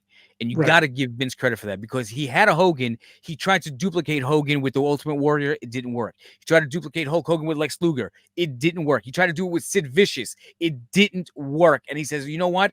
Instead of me putting all my eggs in this one basket, you're coming to see WWE. And you get the Bret Harts, the Shawn Michaels, the Razor Ramones.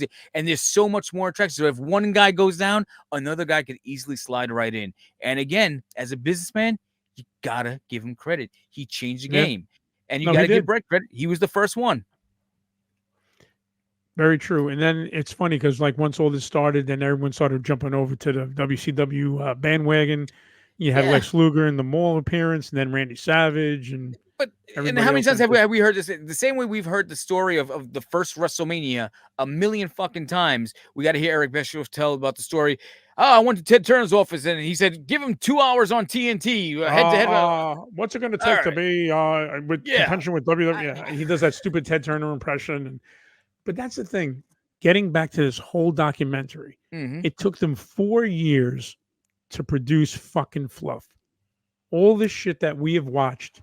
The only thing that I didn't really know too much about, I knew a little bit about, was the whole, we'll get into it later, is the whole Shane Vince relationship, Yeah, like that whole and relationship. we're definitely gonna jump there, but sticking to this episode though, we're talking about the screw job. Yeah. One thing that you have to again, you're breaking down a character. This is a character study of Vince McMahon, of who he is as a businessman, as a personal man, just what his psyche is, because he does say there's two different. And this documentary is really trying to say, is Vince McMahon the title character's documentary, Mr. McMahon, the character that he created later on, which we haven't even gotten there yet. But what we're showing right now, outside of building up to the screw job, is the free enterprise. Is that showing that Vince McMahon, what he did in the 1980s to the territories, is the same thing that Eric Bischoff did to him in the 90s by poaching talent. And it wasn't personal, it was business. It was business. And Vince, and it's so funny, it's ironic. Like you said, Vince did it in the 80s, but he was all pissed off that Bischoff did it in the 90s. But the one thing I give Vince credit for, and I'm going to stand up for him on this, okay, he poached talent in the 80s, Vince.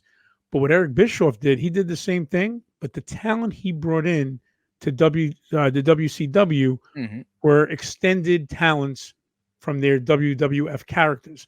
Like, okay, I'm Scott Hall now, but I'm still taking a toothpick and I'm flinging it in the camera. Say, hey, yo, Chico. Yeah. So basically, when Vince brought these people in, he made them, his own. But when Bischoff brought them in, he made them an extension of the characters that were developed in WWF, just using real names. Right. Right. Because when Kevin Nash was first in WCW, he was Oz, Vinny Vegas, all these characters that never worked. Yeah. And he came back as Kevin Nash, but he was talking like Diesel. But that's what proves the point, is that they had no value until Vince gave them value. So Vince gave them the value.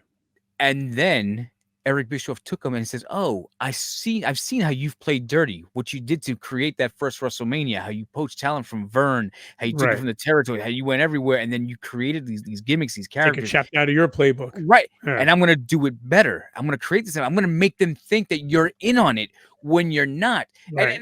And so is Vince one of the greatest storylines ever, man?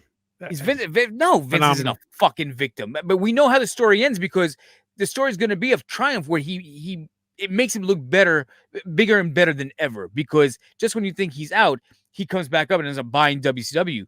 But Vince McMahon, and I'm reading to me, that was a great day for me, by the way. I loved every minute of it. If there were any similarities between what he did in the 80s, and Vince said, "No, Ted was trying to hurt my business. You killed the fucking territories. You're mad at calling it a family business that he killed. Right. Meanwhile, you're fucking killing every territory from the north, the south, east, west, and all points in between, poaching all top names. And I can go on and on for hours listing all those names. Lawsuits against Eric Bischoff and WCW and Ted Turner for predatory practices. And when they asked him, "Vince, isn't that the same thing you did?" He's like, "He's hurting my almost crying. You're trying to hurt my business." Yeah. You put the AWA out of business. You put Mid-South out of business. I rolled my eyes. And even his father at the time said, "You know what? You're right. Fuck him. Just do it." He said his father finally gave in and said, "Fuck him. Do it." Which, by the way, that's when he got his final his hug the day before the father died. He said that's when his father gave him that his due. But getting back to the screw job episode, I want to talk about the curtain call. Yeah, let's get, because that was a big thing in episode 3 that they discussed. So again, stuff we already know. You got Diesel and Ramon going to WCW. Triple H and Shawn Michaels are staying behind. They want to do this curtain call. They tell Vince ahead of time, and he's like, "Well, if there's something you feel strongly about, I want you to do it. Go ahead." But even Vince wasn't ready for it at the time.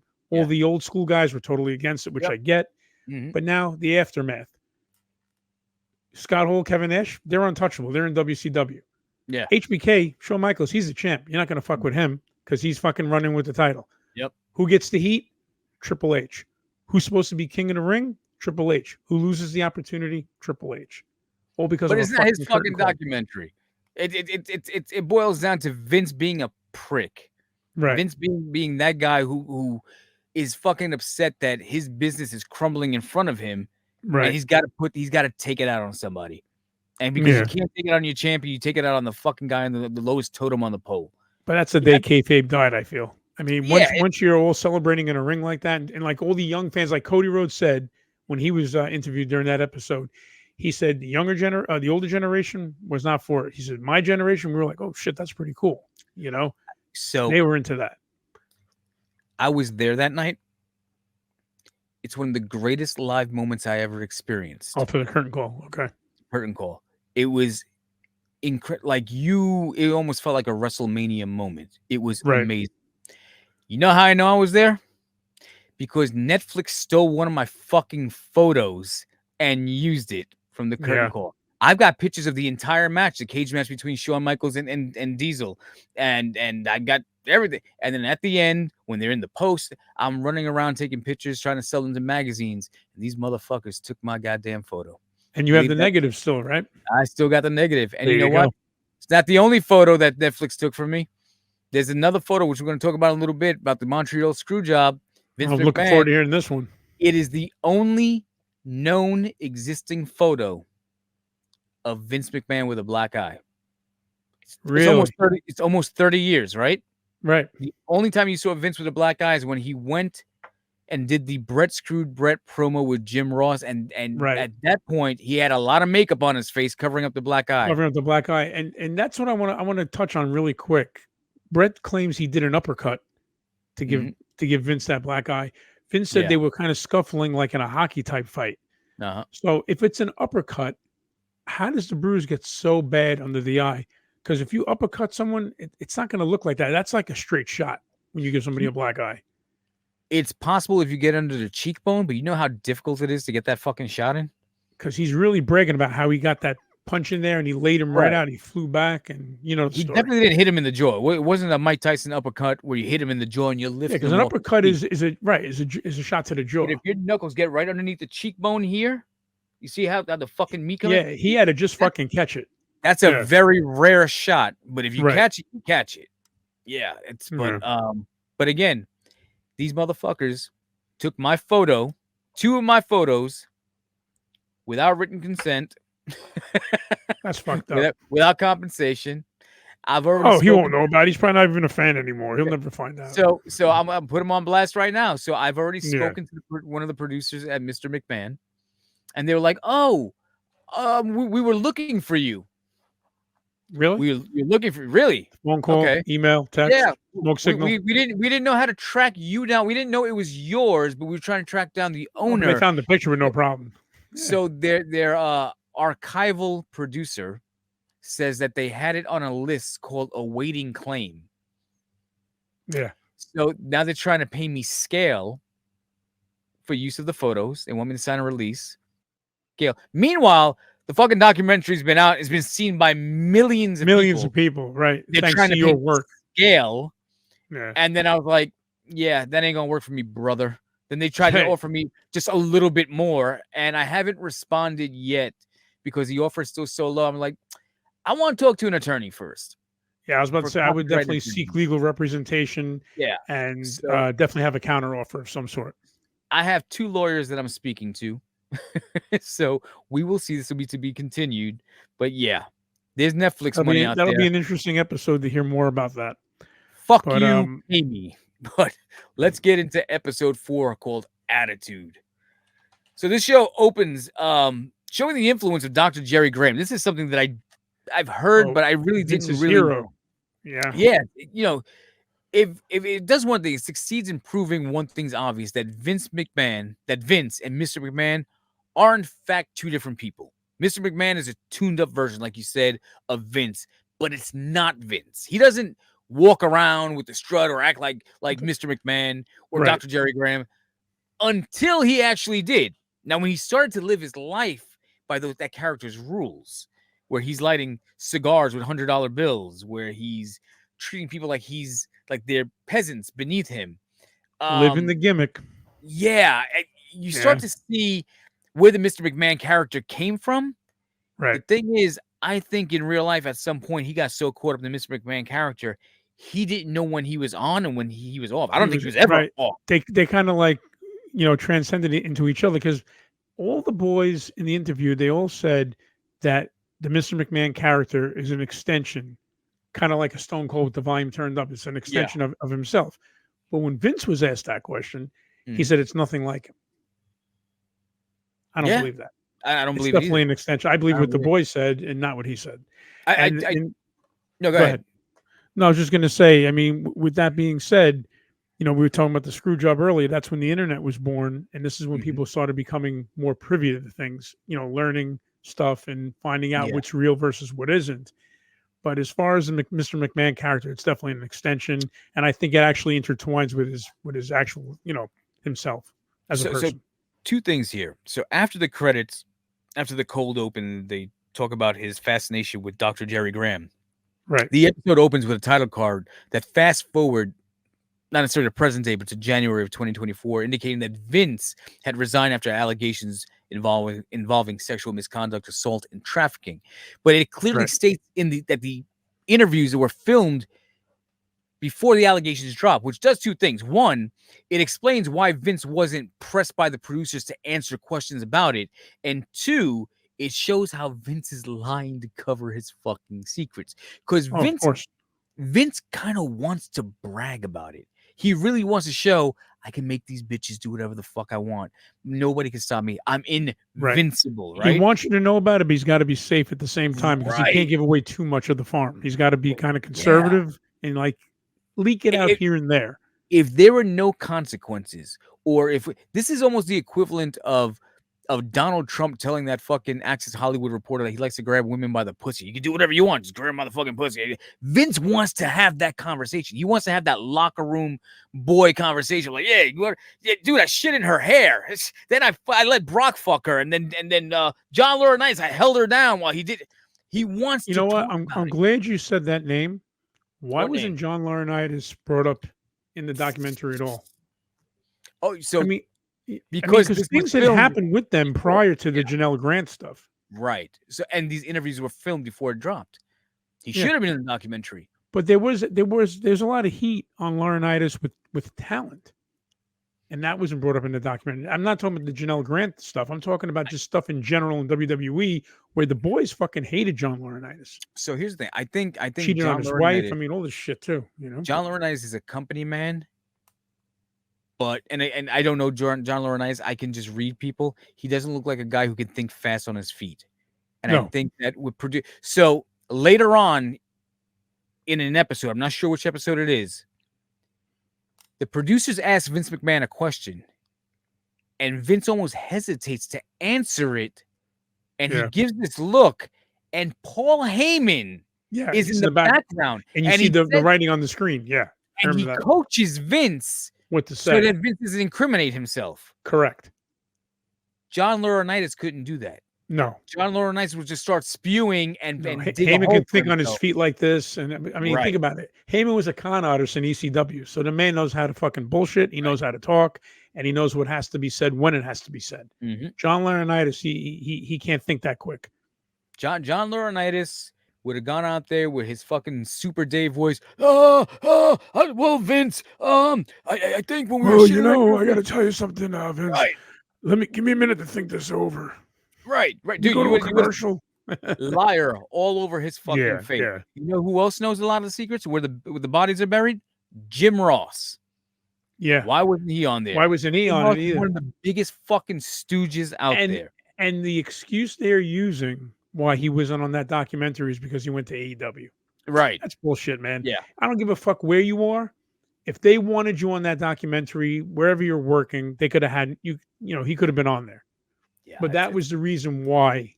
And other than them talking briefly about Savage going to WCW, they didn't really talk too much about Savage because I still think it's a sore spot. With all the conspiracy theories that happened in the past with that. So a lot of people weren't mentioned in the documentary that I felt should have been mentioned. But again, I thought it was like a big bunch of fluff, stuff we already knew. So in creating the monster, what this episode really does establish is that Vince said something interesting. He said that he always wanted to be in the business, but his dad wouldn't let him. So Right. now he lets himself in the business, right? So he proves he's the biggest mark in the business, as I said before, because he's the biggest promoter in the business, and he has the Promoter, the most entertainer, power in performer. the business, right? Yeah. And he makes Right. all the business decisions. So now he can make the business about himself. But he also created the biggest heel character in the history of the business. I mean, it's even bigger than Hollywood Hogan. Nobody ever thought you'd see Hulk Hogan turn bad and tell, the little kids to stick it or whatever the fuck he told them at Bash Yeah. of the Beach. But when you're the boss, Fans can stick it, brother. yeah, when That's you're what he the said. boss, when you're Vince McMahon, no limits. Do you And think it would have worked out if he was a heel in WWE? No, Hogan. I No. don't think so either. I don't think Vince would have known how to book it. Yeah. And I think it would have been.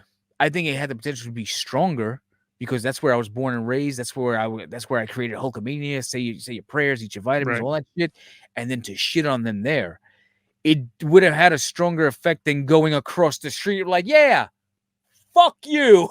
Right.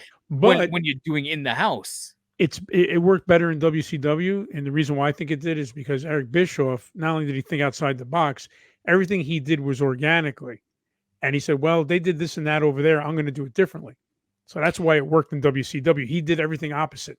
No carny crap, no cartoon bullshit, real names, real life, attitude, edge, do things to, pull the envelope to raise the bar and do things that you would never think possible. So most of these fans never knew Hogan was a heel back in the early 80s. No one was the knows he thing. slammed Andre in Shea Stadium and all this other Right. shit. They promoted WrestleMania 3 as the first encounter with Hogan and Andre. I know.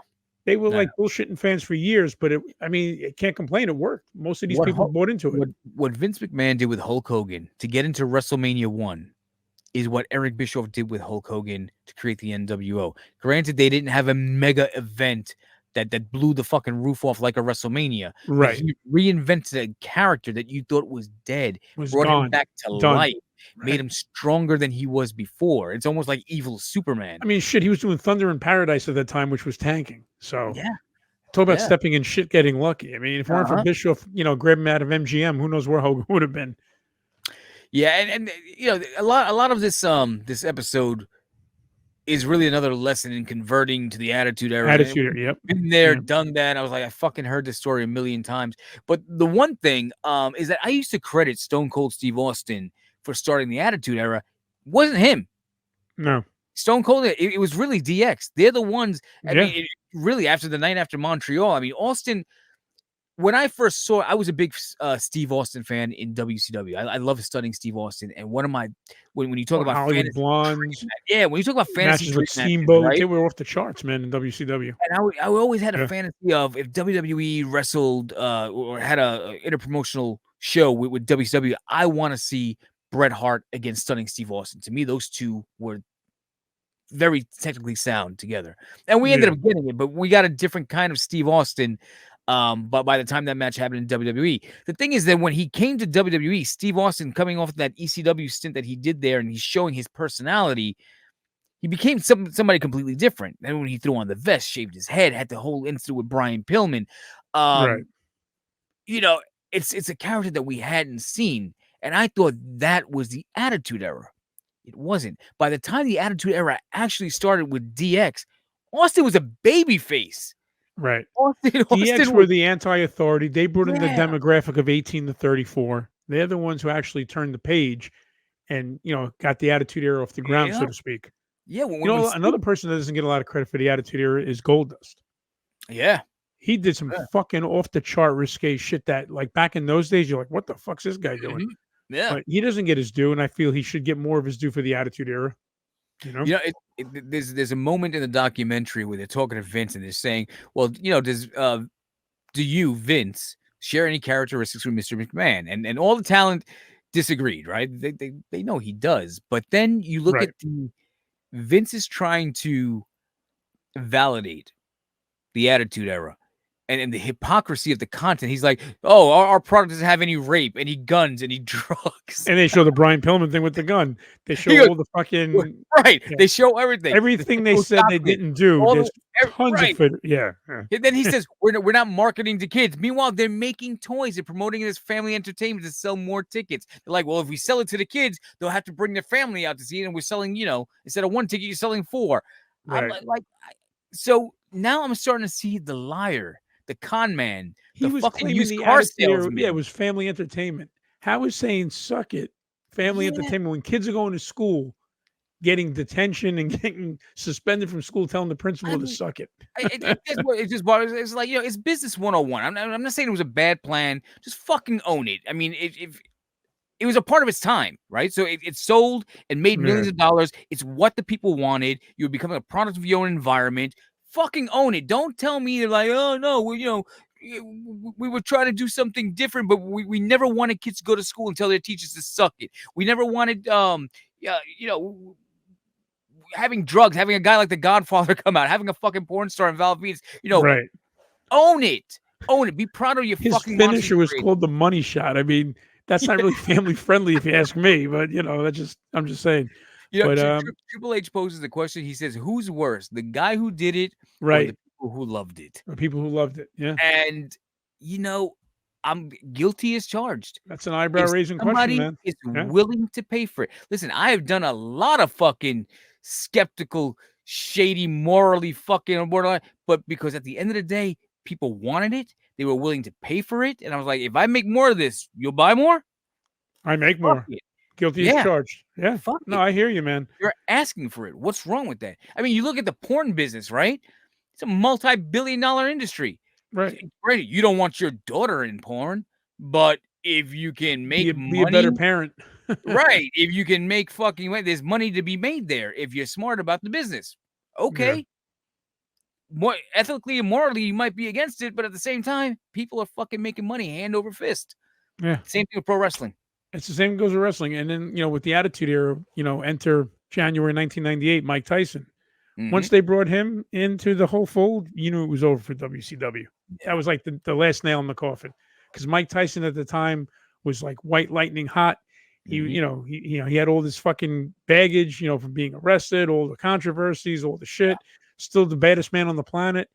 And I guess like the mark in me was really hoping for a bigger confrontation with him and Stone Cold, because that would have been box office. I mean, that shove alone when he gave him the finger in the ring. I mean, that's money, man. You thought you were gonna see a fucking match. Mr. T wrestled. It's like you want to see a payoff, man. Fucking Lawrence Taylor wrestled. You see all these athletes step between the ropes. You're like, oh shit, Mike Tyson, Stone Cold. There's a chance. That's like, but they couldn't get. The good thing was that Mike Tyson was coming off of biting Evander Holyfield's ear. Yeah, a couple years prior. So that's big money to be made there. Yeah, but that was during WrestleMania 14. Shawn Michaels' back was all jacked up, and we know the whole story with that.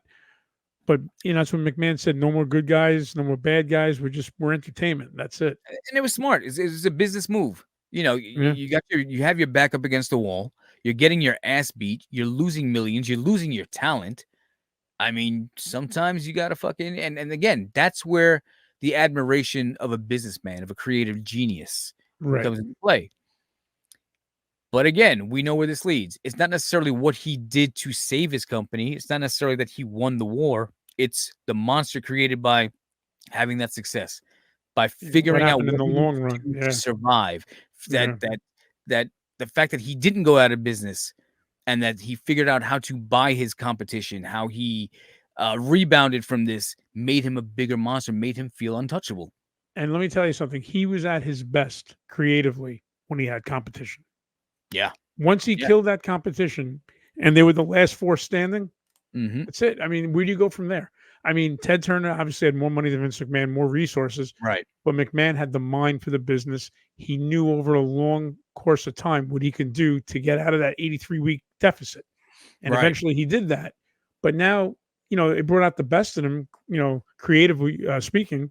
But once he killed WCW, then you could put on any fucking bullshit match, any stupid content, and you can shit all over it. But I don't care, pal. I have no one to, running against me. What do I care?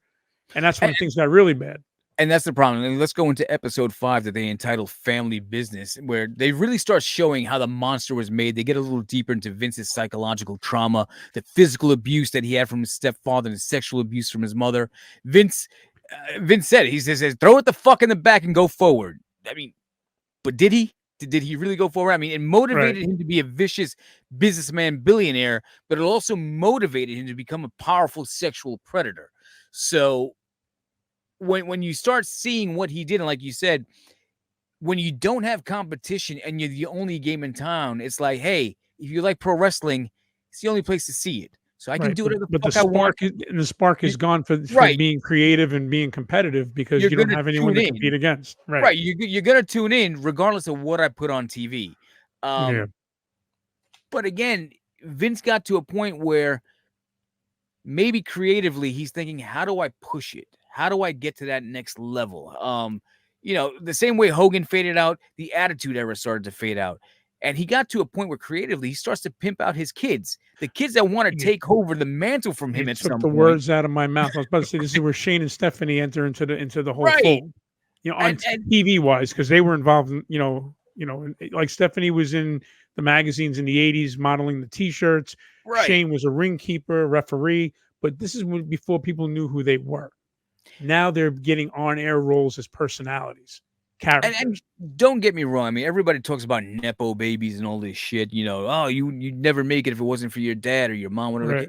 But in this case, you've already exposed man's own it. It's already known as the family business. Right. You should bring the family in.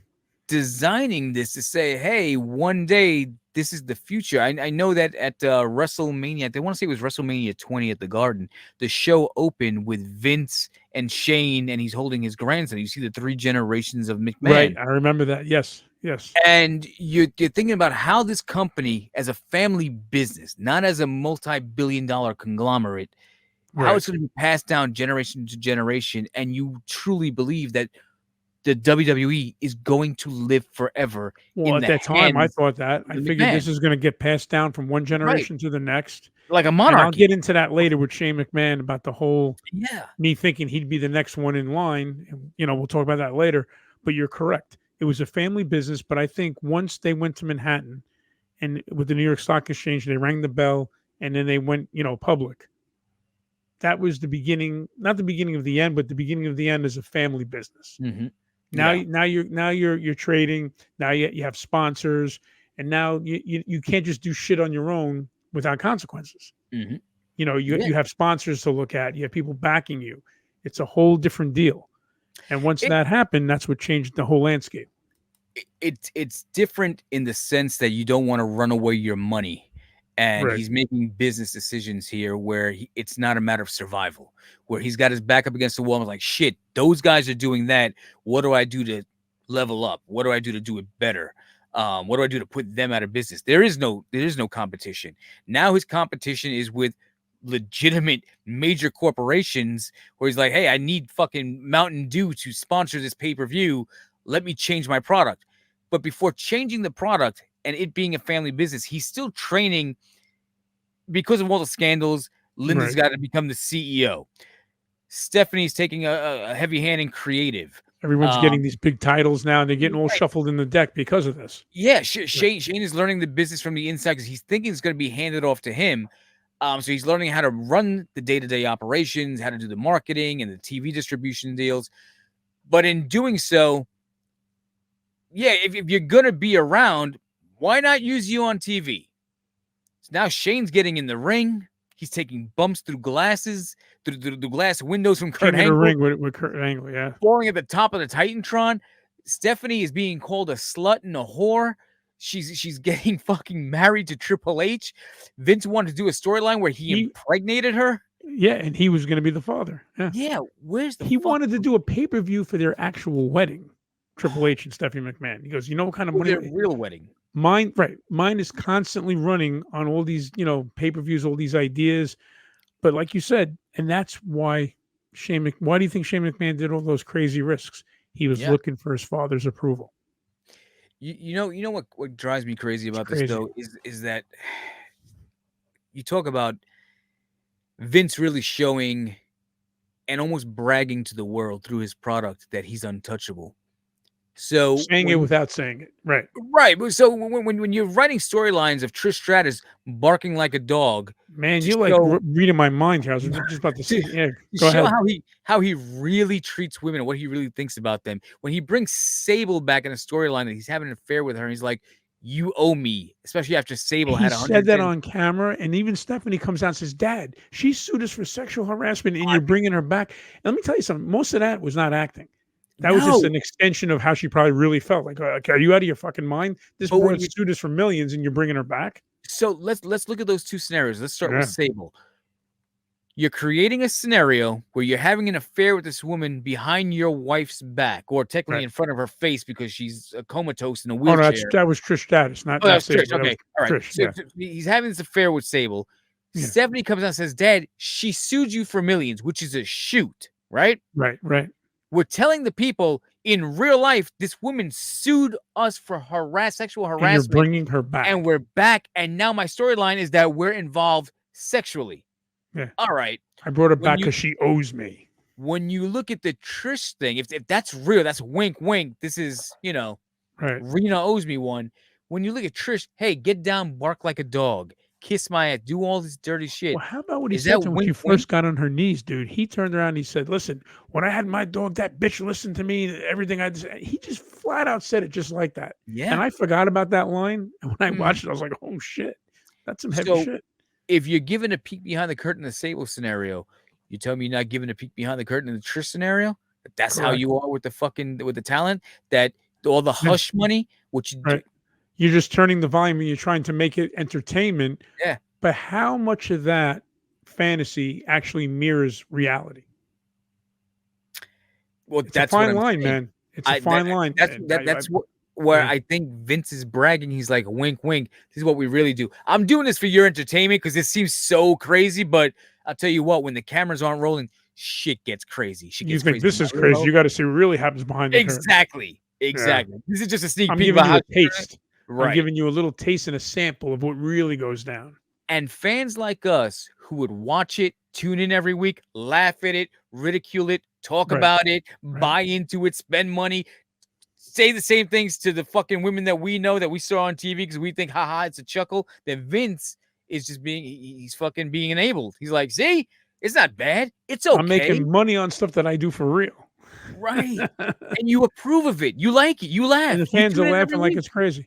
Well, I mean, they even listen when he did his, I call it his curtain call when he came out to SmackDown and he just, he said, "Welcome to SmackDown," and he left and he walked away during like everything started. The crowd, they were still going nuts for him.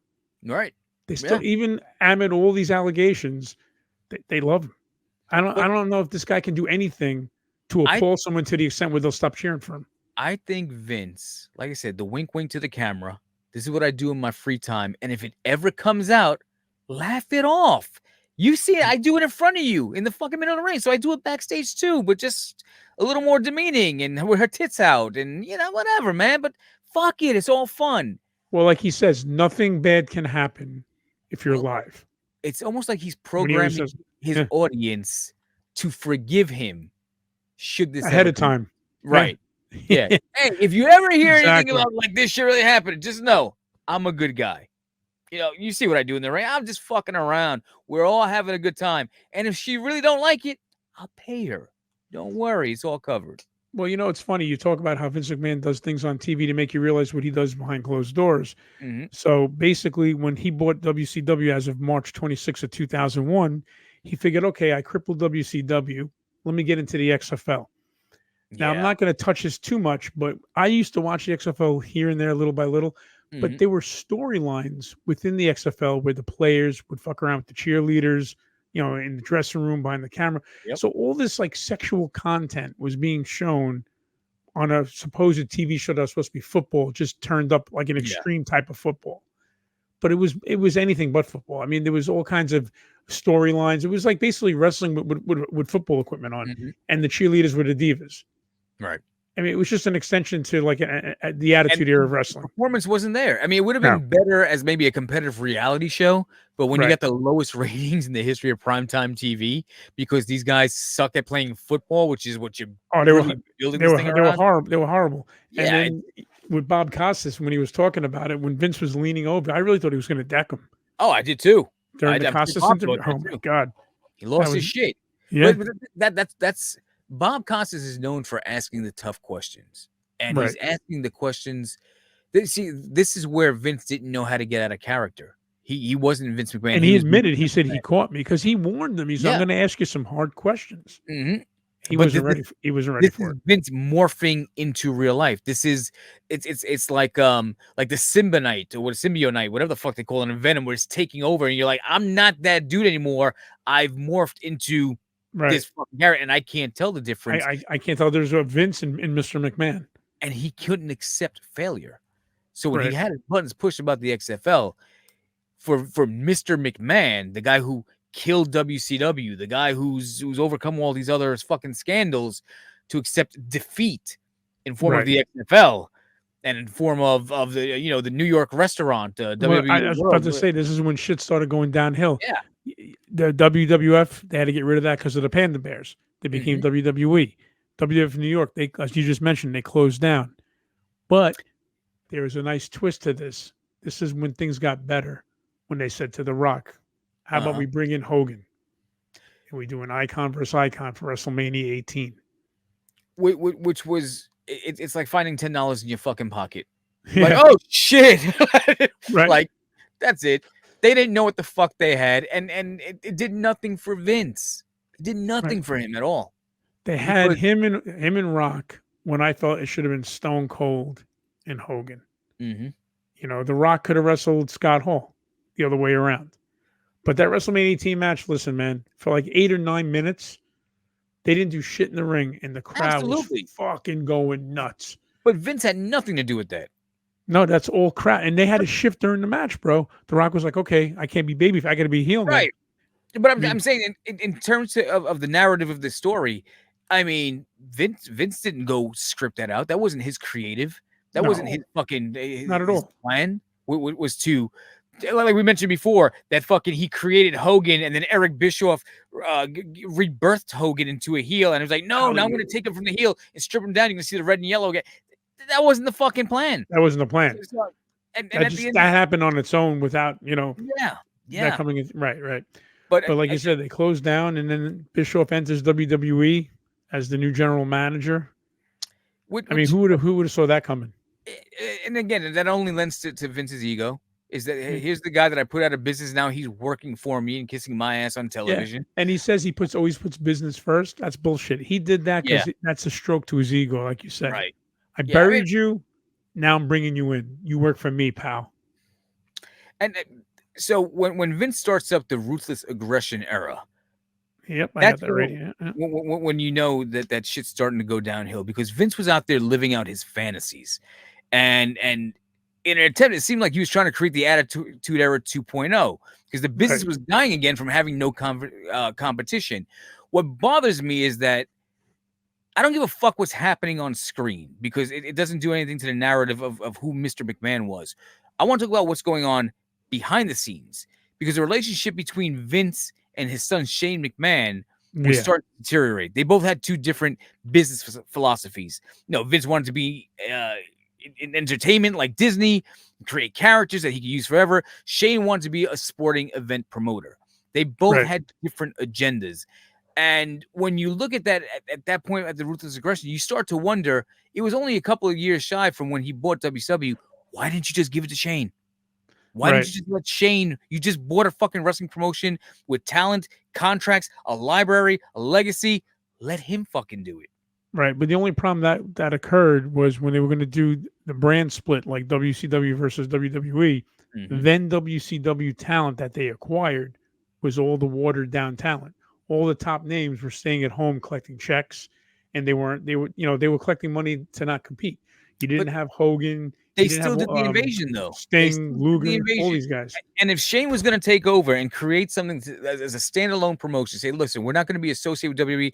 I'm going to own this. I'm going to run this. And even if it becomes competitive in nature between father and son, it's still within the family. Right. So I don't see There've been how some that interesting pay-per-views. I thought that was the plan, because when Shane was in Panama City, and you had Vince wherever WWF was, simulcast, they were simulcasting Yeah. that night with Shane in Panama Beach, Panama City, wherever.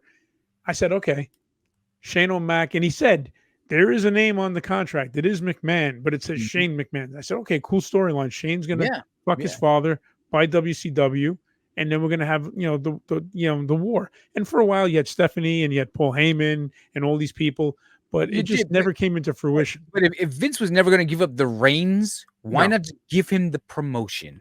Saying, listen, I'm never going to give up WWE. Like, you're going to have to take it out of my fucking cold, dead My hand. cold But, dead hey, hand. So give him WCW. here you go.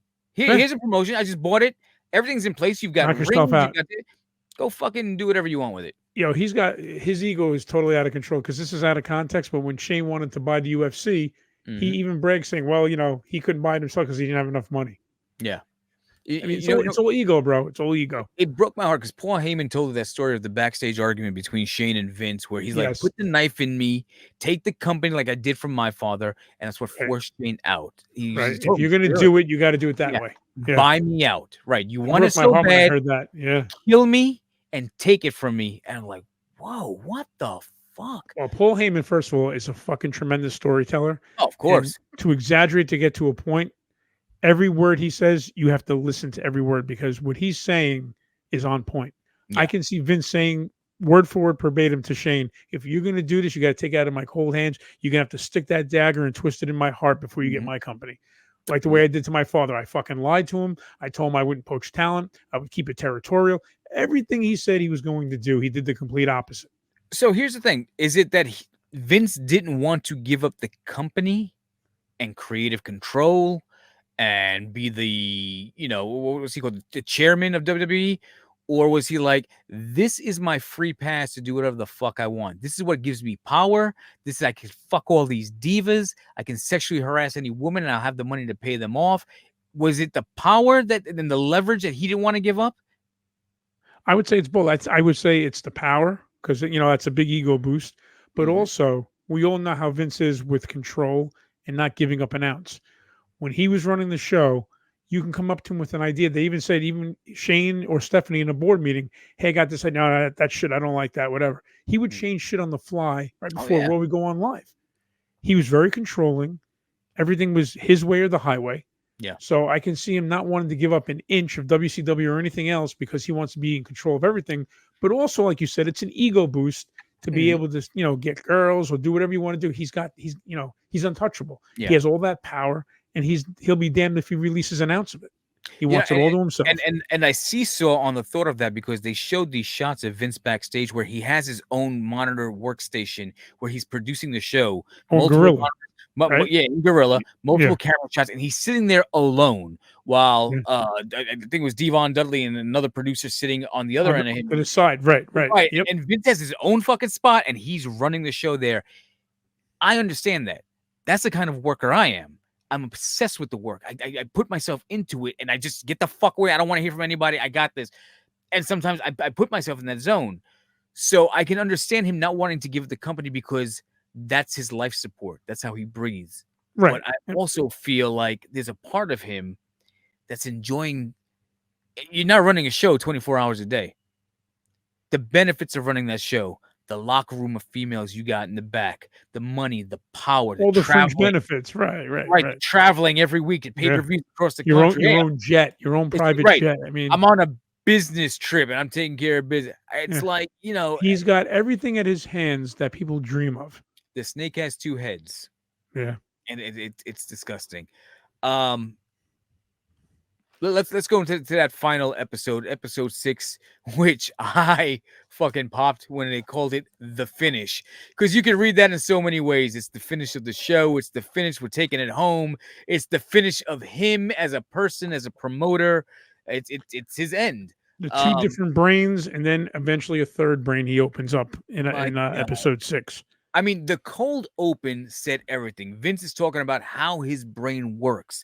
And when the producer asks him what he's thinking about now, Vince is like, something fun about sex. I'm Speaking like, about sex, you said that on camera, but at the time, nobody knew. nobody knew how deep you were No, really thinking no. about it. Exactly. And the When he said that, title, bro, I had goosebumps on top of goosebumps. bro, that's like an admission of guilt. The title card had so much so that the title card has to remind the viewers that the interviews 2024. were filmed before the Yep. allegations dropped. Yeah, because So it it's says, like, and then the pop up said 2024. Vince resigned yeah, from WWE after allegations. Majority of the interviews coming with Vince were filmed before the allegations were made public. yeah. I mean, it made me cringe because as the finish, you know where this is going. This was Yeah. preempting the future. Yep. This We're getting down to the nuts and bolts up to almost modern day shit. Yeah, I mean, they talk about things about Donald Trump and the WWE. Nobody gives a fuck. The death of But Vince McMahon, Chris Benoit, and I've always said that it was wrong for the media to blame Vince for the deaths in pro wrestling. Like we mentioned before, the steroids. He didn't force anybody to do it. The things that they did in the ring, he didn't force them to do. Everybody's got to he may take have their. suggested, like you said, but he never forced Yeah. nobody. Right. He's got to do. For them to pin it on Vince, You can't blame the guy for everything. That's the whole thing. No. You know what I mean? Listen, for saying, he's hey, a you allowed businessman. it. You didn't step in as a boss. Right. You didn't prevent it from happening. Okay, yeah, all right, maybe. What are you going to do, Derek? You can't take those steroids. Don't you do it? I mean, at the time they weren't illegal. It's not like saying that, like, if you do a drug, you're going to be held accountable. You'll be verbally warned. You'll be suspended and eventually fired. At the time, they're doing roids and they're not illegal. But what Lionel about Zato was doing steroids in the early '80s when he came back to football. what Died of about brain in the early cancer, but still. 2000s, though, where it's Huh? not even a matter of steroids; it's more of the painkillers, Yeah. prescription Well, drugs. that's the thing. That's alcohol. being on the road 300 days a year. Now you got to get to the next town. Obviously, you're hurting from the night before. You don't want to lose your spot. So now you're going to take painkillers. You're going to mix cocktails with alcohol, drugs, all kinds of shit. And this is why wrestlers are dying young. And then all the interviews say to Vince, don't you find yourself responsible for this? Don't you hold yourself even the least bit responsible why these wrestlers are dying? And I'm thinking to myself, okay, maybe to a point where as a boss you should say, guys, you should be more responsible for your actions. If I were you, I'd do this and that. But at the end of the day, they're going to do whatever they want to do. You can't hold Vince accountable for that. Not at all. I'm sorry. It's still a competitive nature. And in any workplace, everybody's always striving for the top. Even in a corporate environment, somebody wants to be a manager. They want to be a team lead or they want whatever the fuck it is. Yeah. What do I have to do to be better? What do I have to do to get up there? What do I have to do to keep performing at my best? At a top level. And then once you're hurt, you're not going to say shit. You're going to hide it because you don't want to lose that spot. And these are grown men. They're not children. They're making their own decisions and they're doing what they have to do to stand out, to get that main event push, to be recognized, to be acknowledged. You know what that's like saying, bro? That's almost like saying that, Derek, the reason why I got into an argument with someone is because you made me say that. You made me do that. Right. It's the same difference with Vince McMahon. Yeah, how can you say that it's his fault? That's like saying you made me do something. At the end of the day, you were accountable and responsible for your own actions. No matter how much I might chirp in your ear, Derek, you better do this, you better do that. At the end of the day, you're going to do what you want to do. Fuck what Todd said. Yeah, you're supposed to have your own mind. Yeah, people got to take ownership, and everybody always wants to point blame to somebody. You always try to play the blame game. Exactly. Never me. They made me do it. I had to do it because no, you didn't have to fucking do it. Oh, if I didn't do it, I never would have been in the main event, or I never would have said. Well, then maybe it wasn't for you. Exactly. But you mentioned the whole Chris Benoit thing earlier. I'm not going to really get into that, but let's talk about the Mr. McMahon death, the limo explosion, right prior to the the Benoit murders. Now, here's my question. I always said this to myself. Okay, the guy's going to fake his death. The limo explodes. Now, there's two different ways you can go with that angle once it's done. A, Vince, the character, Mr. McMahon, is dead. Okay, if you're dead, you can't be on TV anymore. Right. So now unless it's like a TV episode where you think the guy's dead, but it was just a dream. Like if you ever remember the TV show Dallas, the guy who was Bobby, he died in the shower or whatever the fuck it was. And then, she went into the shower and she saw him shower. Oh, I thought you were dead. No, it was just a dream. Pissed away an entire season. Right. Where do you go from a limo exploding? And even McMahon said, oh, they cut that scene perfect. It looked like I actually died, blah, blah, blah.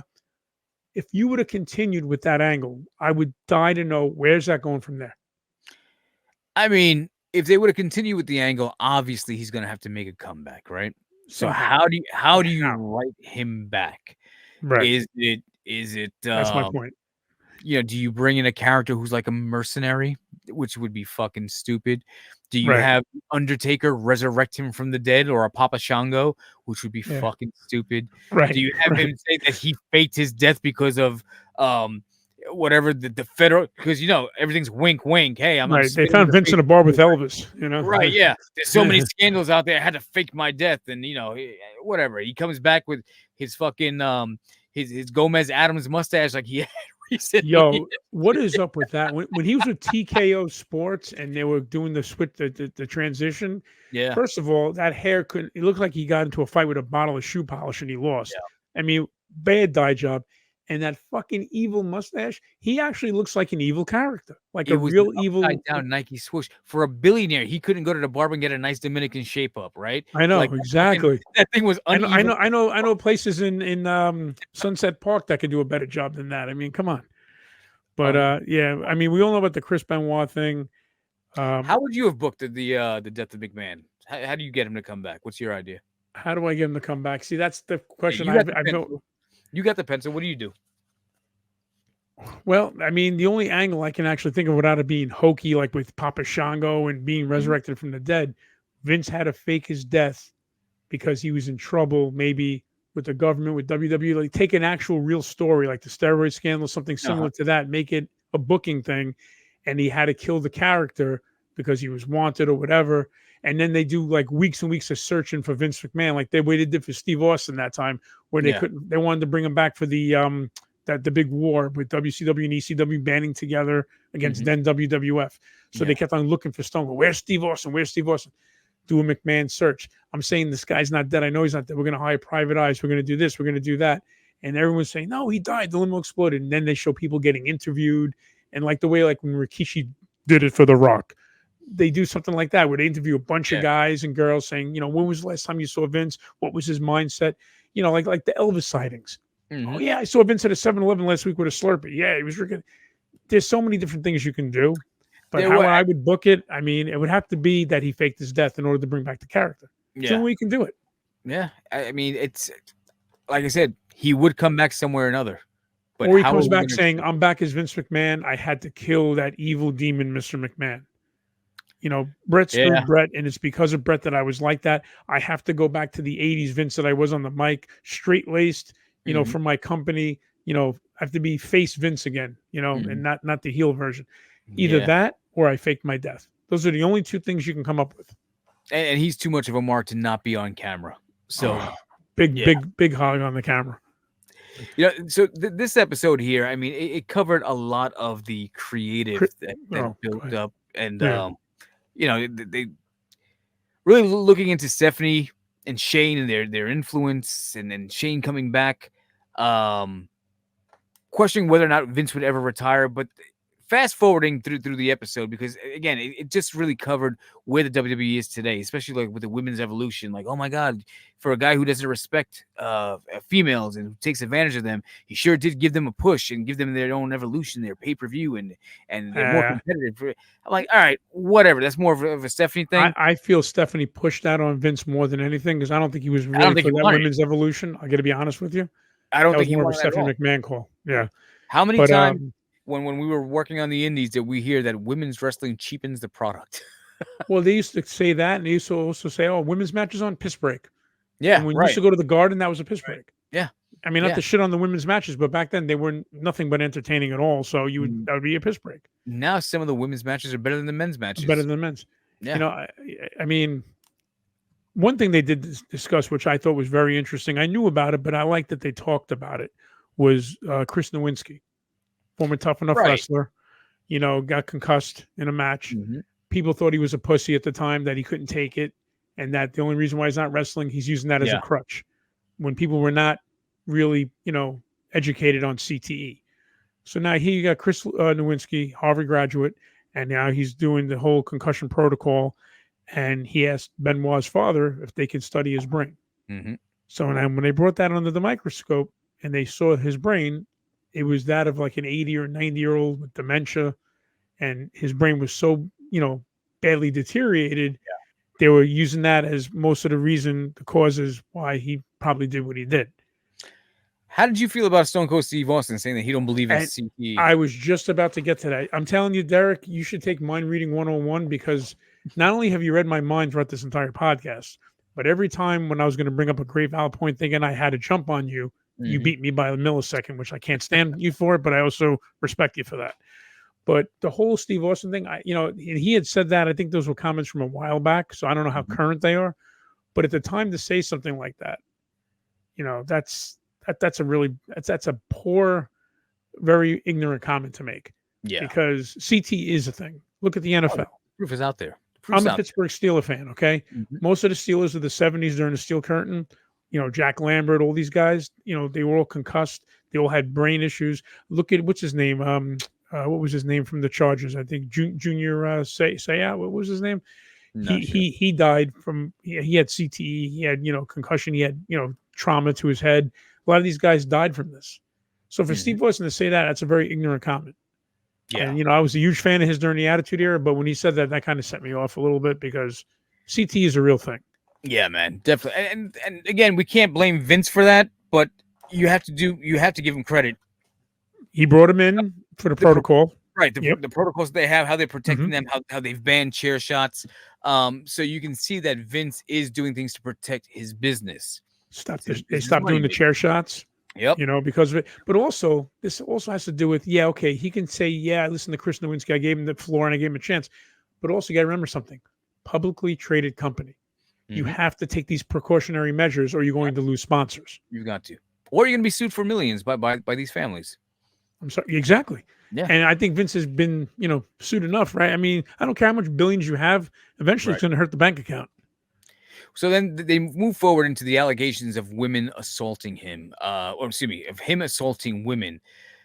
Here's what they fast forward to 2022. The scandal drops. There's an anonymous tip. Vince had an affair with an employee. She started with a salary of $100,000 and increased to $200,000 after she has sexual relations with him. Who sent the tip to the Wall Street Journal? Who on the inside? Was it someone coming for the throne or somebody in accounting? It's definitely an inside job. Who sent the tip? Yeah. See, now, a lot of people, believe it or not, I heard people are blaming Nick Khan of all people, saying that this guy is bad news and he set up Vince McMahon from the beginning. Interesting. I mean, I'm not saying that is, but, he gets a really bad rap and he's not a very well-liked person. And if you think about it, it could just be timing. But a lot of shit started when he got his hands into the business. Yep. My exact thoughts. He wasn't part of the documentary. They didn't discuss him. They didn't discuss his influence. They didn't discuss how he's been working side by side with Triple H and Stephanie. Untouchable. To keep it afloat. Yeah. But like you said, when he came in, this anonymous tip comes out. A lot of shit went downhill after that, man. The house of cards starts to crumble. Yeah. So again, these allegations dropped while Vince was filming. Vince ends up canceling the remainder of his interviews. Enter the empty chair in the studio. Yeah. I thought that was I thought that's fascinating. To me, that was like the equivalent of them filming the Bret Hart documentary and the screw job goes down. You didn't see it coming, and then boom, the fucking shoe drops on it. The allegation of assaulting women in a tanning salon, not enough evidence there. Right. Again, did he that got swept under the rug? Swept under the rug. All new claims come out. Who's a former wrestler you think that Vince paid $7 million to? A former wrestler? His former wrestler, former female talent. Oh, female talent. There's rumor going around. It was, I want to say, Joy Giovanni or whatever her name was. Oh, Joy Giovanni. She wrestled during the Divas era. I don't know. Is she married to the Big Show, or that's somebody else? No, I think I know Joy Giovanni. She was a very petite, short person. I know that. Maybe. I don't remember. I really wasn't. Or it could have been not Joy Giovanni. Oh God, what's her name? She was an internet model also prior to being a WWE diva. Michelle. I'm sorry. No, Michelle? She was. This lady was with. They paired her up with JBL for a little bit, and it wasn't the one that sang with the moles on her face. Not Jillian. Okay. Not Jillian Hall. It was. I think her name was Amy. Was it Weber or something like that? I forgot the name. Okay. But I don't know what woman could have been paid off because they're starting to bring back a lot of legends too. Like Victoria just got a Legends deal.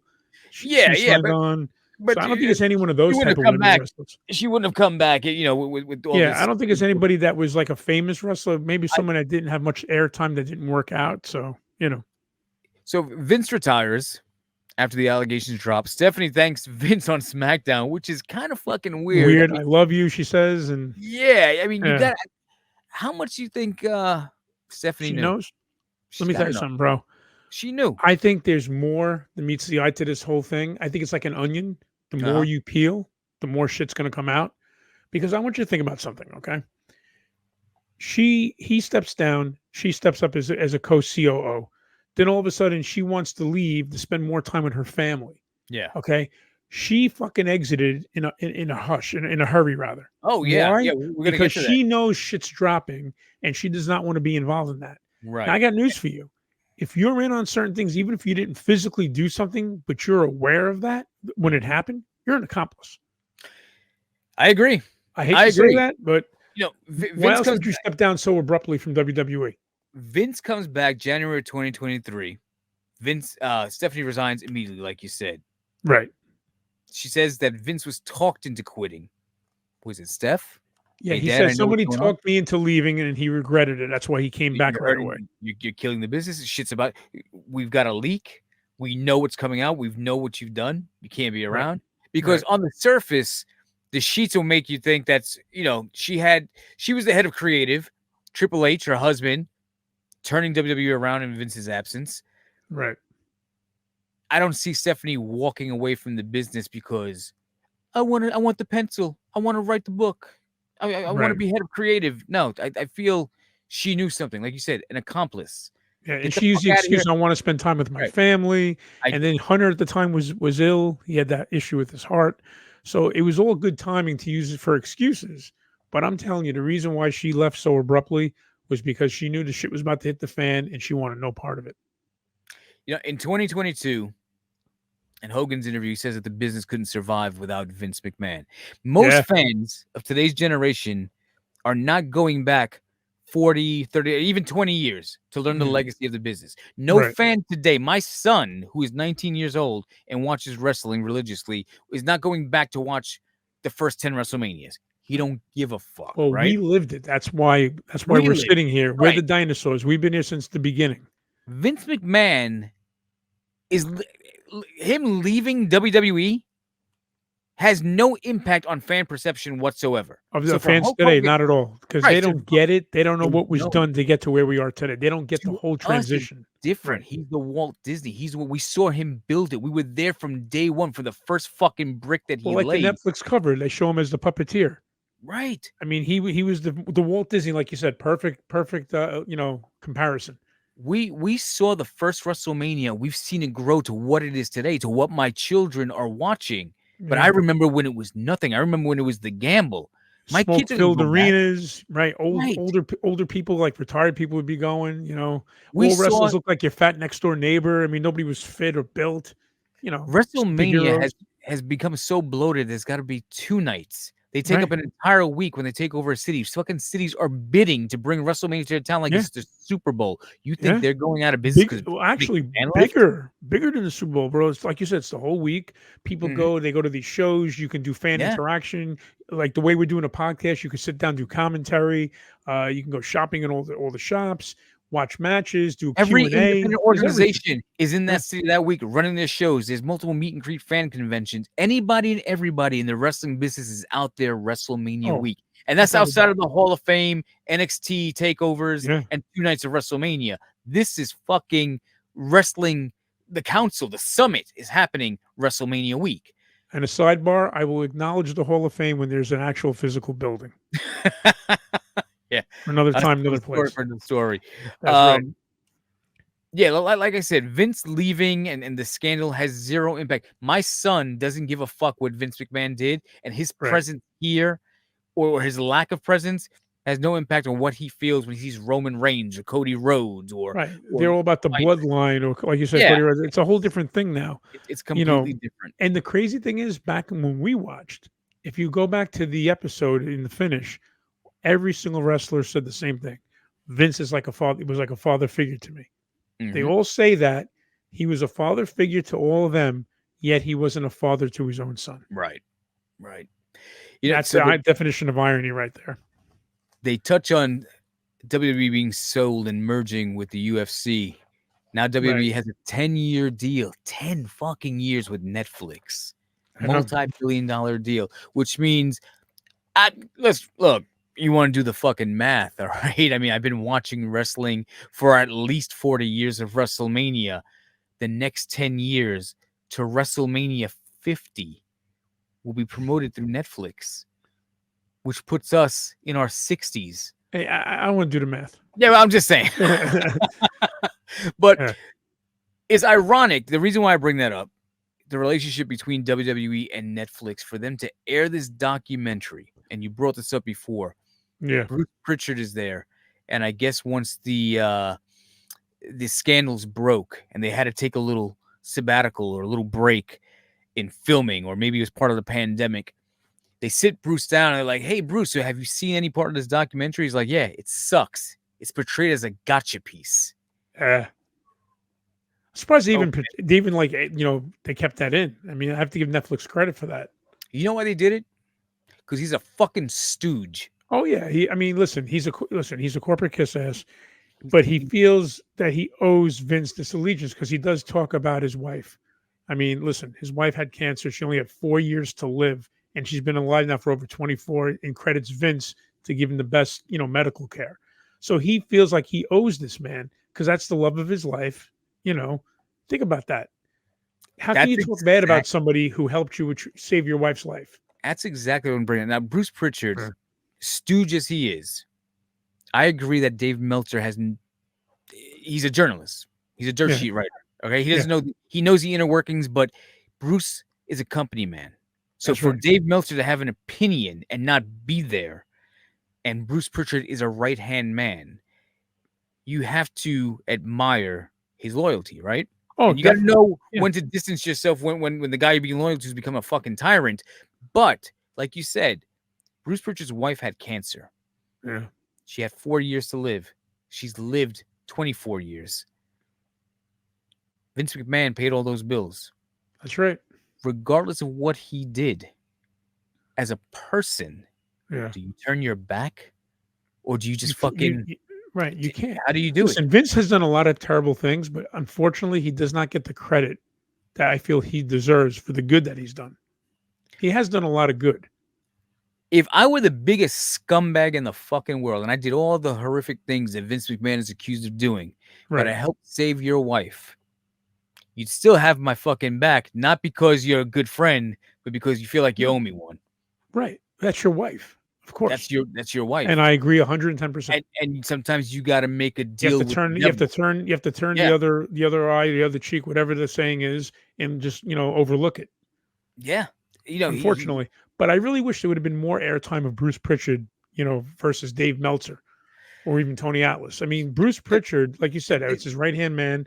Yeah, he would not be objective because, that's his boy. He's not going to say anything bad about him. But, I like to have heard more from him. And certain people I feel shouldn't have been in the documentary. The thing is with Bruce Pritchard is that if you listen to his podcast, everything's a cover-up. Vince could do no wrong. You can only hear so much of that if he's trying to tell the honest narrative. And you have to go to a third party like Dave Meltzer, who's not on the payroll, who wasn't necessarily back there, but has his sources in order to be able to ask the right questions. If you take it from people in the company who have something to hide or doing the protecting of the king, you're never going to get anywhere with it. And it's funny because ironically, 2 days after Bruce sucked the farts out of Vince's asshole on camera, that's when the sex trafficking stuff drops. 2 days later. Yeah. Right? So, this guy's talk about timing, man. Yeah. I mean, it couldn't be any worse. But, you mentioned JR should have been, doing this. I should have felt could have been in this. And I think he was offered, but he declined. Vince Russo. Yeah. I wonder what Vince knows. Because I listen to his podcast pretty religiously. And it's one of the few podcasts I actually enjoy watching. And, he's on the payroll to critique Raw, I believe.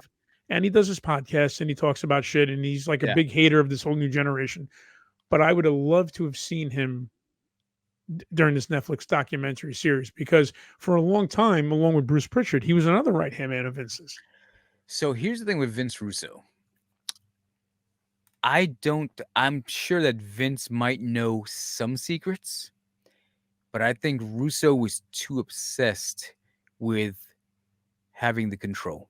I think he was like, oh, Vince is fucking all these chicks on the side and do it. Hey, go.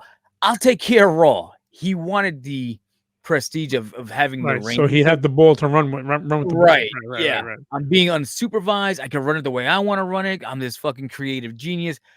I don't care what you're doing. The cat's Go away, do the that. mice are going to play. Right. I Yeah, can go over yeah. here, play Booker and play with these toys in the sandbox. You're not here. You're fucking around. And I get to fucking go wild with all I get these to play with toys. all the cool toys while he's gone. Right. It's grabbing the pencil and making your reality fantasy come to life. What about Jim Cornette?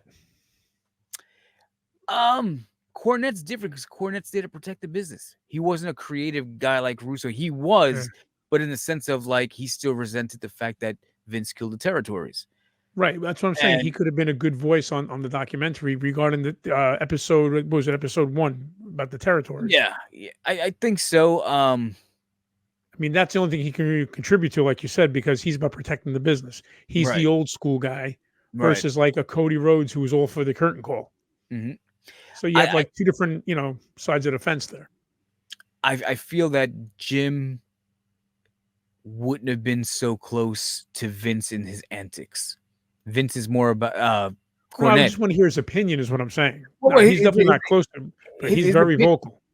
Like he wouldn't have had any evidence on Vince. He wouldn't have had the dirt. He would have been there as the wrestling purist to dispute, to argue about Vince taking over the territories, about killing kayfabe, things of that nature, not about Vince's dirty deeds. And I'm like, all right, how many times do we really need to hear?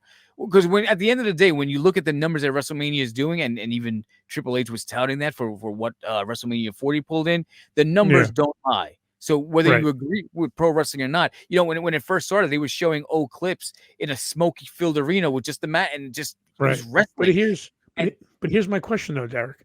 They talk about WrestleMania 3 not being 93,173, being 78 and change. How do we know that? I'm not saying Triple H, but Triple H and other people. How do we know they're not beefing up the numbers at the press conference after WrestleMania? So let's say they can still keep like an old school feel to it, If the stadium holds 70,000, they're touting the 2-night total. You got to fill that stadium twice. Right. So the number's always going to be bigger. Yeah, there's always going to be some kind of discrepancy, I feel. Like you're never going to get like the actual, pinpointed or close to count. Didn't they break it? And I was there for it, but I couldn't hear shit. Didn't they break the attendance in Dallas for 32? I think so. Yeah. Like it was over 100,000? Yeah, it was over 100,000. It was in the Cowboy Stadium, right? Yeah, AT&T Stadium, right. AT&T, yeah, it was over 100,000, they said. Yeah, I think like 101 and change or 102 and change, something like that. It sure as fuck felt like that. That place was huge. The two guys I wanted to see in the documentary mainly were JR and then Vince Russo. Yeah. That would have been very insightful, I feel. Especially JR. The King would have been good if he didn't have a stroke, but Yeah, but again, I mean, I just feel 4 years of doing this, they did. I'm very disappointed. I think they could have had more stuff, and they're saying that they have like hours and hours of additional footage that didn't air. That I'm sure they do. They may add. But how much more of the Monday Night Wars do you want to hear? How much more of Vince taking over the territory? No, I want to hear more about Vince. I mean, more of an in-depth interview, face to face. Fuck the Monday Night Wars and all that other happy horse. We know all about that bullshit. Right. I want to hear about all the other shit. I want to hear more about when did him and Lyndon finally call it quits? When did it become a business relationship as opposed to a marriage? Yeah. Did Stephanie McMahon really sleep with Macho Man? I want the fucking nuts and bolts. I don't want all the fluff. We all know about the fluff. I want the real stories. Yeah, and that's the thing. We're never going to get the real stories because the best stories are being taken to the grave. One thing I did learn that I didn't know about. They asked Triple H if Test would have married her in the storyline. If you didn't come up with that, slipping her a Mickey in the drive-through, how was that going to, unfold? And he said, "Oh, he was going to leave her and wound up screwing her over." That's one thing I never knew about. Yeah, I didn't either. creatively, it's like I said, WWE was always in a rut, and There's always a plan B and a plan C. So. I've always felt that. It's funny. So one thing, and not to take it back to one of the earlier episodes, but was this? No, it wasn't here. It was something. I was watching another documentary, and they were talking about WrestleMania 3. And on WrestleMania 3, there was no guarantee that Andre was going to make it for the main event. Right, So that's why back surgery. Yeah, because of the back surgery. So they were going to do something like there was a plan B that if Andre couldn't make it, that's why Orndorff didn't have a match on the card in case they had to slide him in. And that's why they introduced Kamala 2 weeks before WrestleMania 3. Right. And the weird thing is, though, about getting back to the back surgery, it's very misconstrued. Some people say the back surgery took place prior to WrestleMania 3. And some people are saying that he had the back surgery after WrestleMania 3. I could have sworn he had the surgery after WrestleMania 2, and that's why he came back as a machine. Because he had the back brace on at WrestleMania 3. And that's that one singlet he was wearing was to hold the brace in place. Right. So, and he was making appearances on Saturday Night's Main Event. Andre never wrestled on TV. And he worked close to the rope so he can get up every time. And Hogan was basically helping him through the match. Like if you rewind that match at WrestleMania 3, when Hogan clotheslined, or anytime Andre took a bump, it was by the ropes. So he can turn around and grab it and work his way back up because he couldn't get up on his own. Right. That's how bad he was. Yeah. But getting back to this finish, so we touched about it earlier. Vince McMahon, he paid $12 million to 4 different women over a 16-year period. Okay, so then at 77 years old, he says on a tweet, "It's time to retire." He made the tweet exactly at 3:05 p.m. on July 22nd, 2022. And then you discuss how Steph opened the show and, the thank you Vince chants and I love you and all that bullshit. But then fast forward, McMahon comes back. Just when you thought he was gone, he comes back. Well, yeah, and that's what we talked about before with Steph leaving. So, I mean, the biggest question there is, what did she know? Why did she walk out? But you had to know that Vince he'd already tarnished the business. He'd already tarnished his reputation, being forced out and then forcing his way back in. And the commotion it was causing backstage between Triple H and Nick Khan and creative and the locker room and how it was uncertainty and the product was just poor. I think the only reason why he came back was to sell the company. He didn't give a fuck about the product. No, he had a plan. Yeah, and he wanted to be in control of the of the selling of WWE when TKO was going to acquire them. So he wanted to be involved. But now here's the thing: when he first came back, I don't know if he didn't realize it or didn't think about it, but once they took over WWE, at the time now he only has a 49% claim in the company. Right. Not the 51 that he had the control over. So now you're Vince McMahon. I don't care if you got paid a gajillion dollars with that ego, knowing that you're no longer in control. I don't care how much they pay you. He would have never done it had all this shit. But he had 49% after the sale to TKO. After the sale, correct. Right. So after he sold to TKO, he only retained 49%, which he only retained 49%. So he's not in control anymore. They could have vetoed him at any time, and they didn't give a fuck about creative. They put that in Nick Khan and Triple H's hands. Right. At 51%, they were like, I can't handle any more of these fucking scandals. You got to go. You got to go, and then and then all of a sudden he sold all the shares. $2 billion worth of stock. He's got nothing left. Christ. He's got no part in WWE. His baby. Yeah, because then 2 days later he was accused of the sexual assault and trafficking. Vince allegedly forced Janelle Grant, first woman that was reported back in 2022, lured and promised advancement. Vulgar texts were sent. Now, here's the thing I wanted to talk about the texts. How do we know? I'm playing devil's advocate now. I'm not accusing, just spitballing. What if Vince did? What if he left his phone down in her apartment? She's doing the text, or someone tapped into it. I mean, listen, Vince is no angel, but I think part of this he's being set up as well. I'm telling you, how I know? There's more than meets the eye to this. That's a man's text. That's a dirty motherfucker's text. That's what that is. It can be, but we touched about how other people, could be like trying to help, make him fall. No, like I mentioned Mark Furman earlier. But too much evidence, overdoing come on. There's multiple texts. He's leaving his phone out willy-nilly unlocked, or somebody knows the fucking password. And Well, that's what I think the attorneys were saying in his favor. Obviously, that someone got his phone or some shit. Nasty motherfucker. Okay, and when he said, "I'm thinking about sex right now," and it's fucking fun. Yeah, that's the kind of shit that he was thinking about. Right. And now, where does this leave Brock Lesnar? Because allegedly he trafficked her to other wrestlers, and they name dropped Brock Lesnar. So he's not in the clear right now, bro. There was talk about bringing Brock Lesnar back at last year or this year's Royal I was Rumble. Shocked that they even thought about bringing him back. And, right, because it was a little too soon. But now way too soon. Resurfacing right now. This might kill his fucking chance of ever coming back again. No, now more people know about it. So, you'll be putting more eyes on your company in a negative way if you bring him back anytime soon. I say Brock Lesnar, his career in WWE is over. Yeah, so one day after the Janelle Grant lawsuit was filed, that's when he resigned. Yeah. And let's not forget the allegations, the sad allegations involving Ashley Massaro, the tribute to the troops. I read his mind. Yeah. What kind of fucking... So here's the thing is, and I don't understand. I don't understand how a bigger investigation hasn't been made of this. Not even that was so WWE, but within the United States government. That soldiers. How didn't the government, fuck wrestling and all this kayfabe bullshit? How didn't the government, the United States, step into this and see what the fuck happened? Because this was in Kuwait. She got drugged, supposedly in some medical curtain where she was basically paralyzed. They gave her some kind of drug where she couldn't move. Right. And then I think people, did unspeakable acts and took turns and whatever they did to her. Soldiers, U.S. military personnel. Yeah. Taking advantage of one female. And think about it. This woman was emotionally, mentally damaged, and she committed suicide.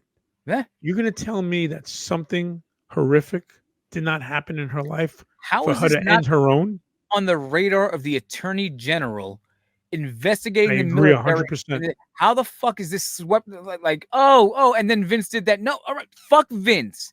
Fuck Vince McMahon. The United States Where's the investigations? Okay? Fuck you, WWE. We're taking over this shit. Vince McMahon is a scumbag because she came and told him. He was like, yeah, I can't do it. Because first of all, how would that would ruin the reputation of not only the United States military, the relationship with the tribute to the troops, what it does for the tribute to the troops. Everything.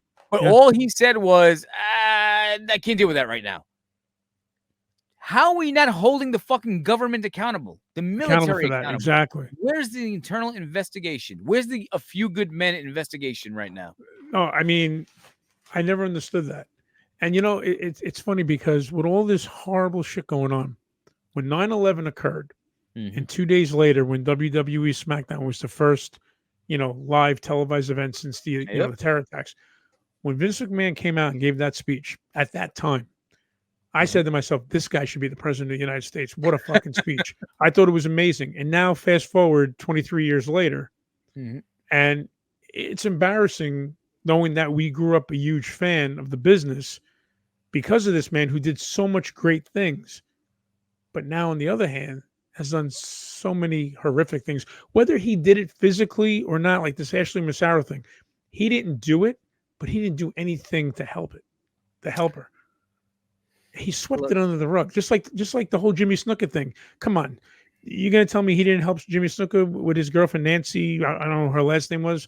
I mean, Argentina, something like that. But I mean, the whole thing is these are horrific acts. So here's the thing, and I'm not giving Vince McMahon a pass in any way, shape, or form, but he's not the only person in pop culture or entertainment. Oh, not at all. And the reason why I bring this up is because Michael Jackson has been accused of diddling little boys' buttholes, and I still listen to that fucking Thriller album. It's funny. We were talking about how the interviewers, are going to portray him to be such a monster. Yeah. As you're talking to me, I'm thinking back to the Michael Jackson interview when that the Indian reporter who did the thing.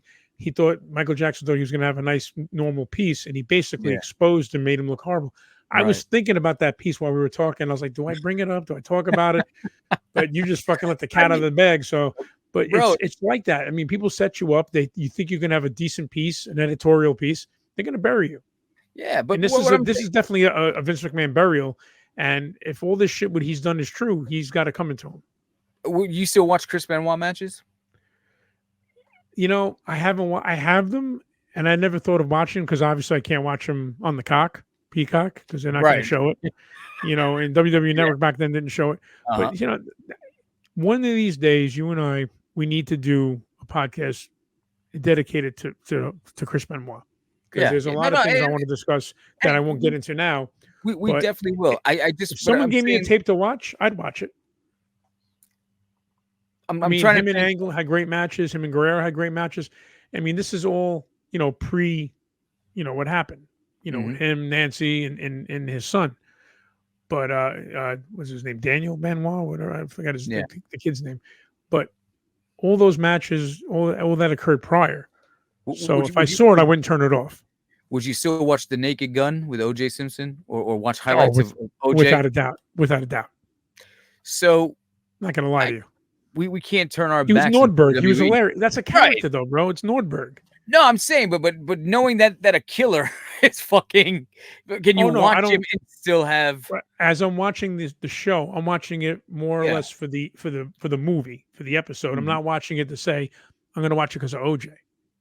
I'm watching it because I was a fan of The Naked Gun. Leslie Nielsen was hilarious in that movie. You don't fast forward OJ scenes. You don't skip Michael Jackson songs.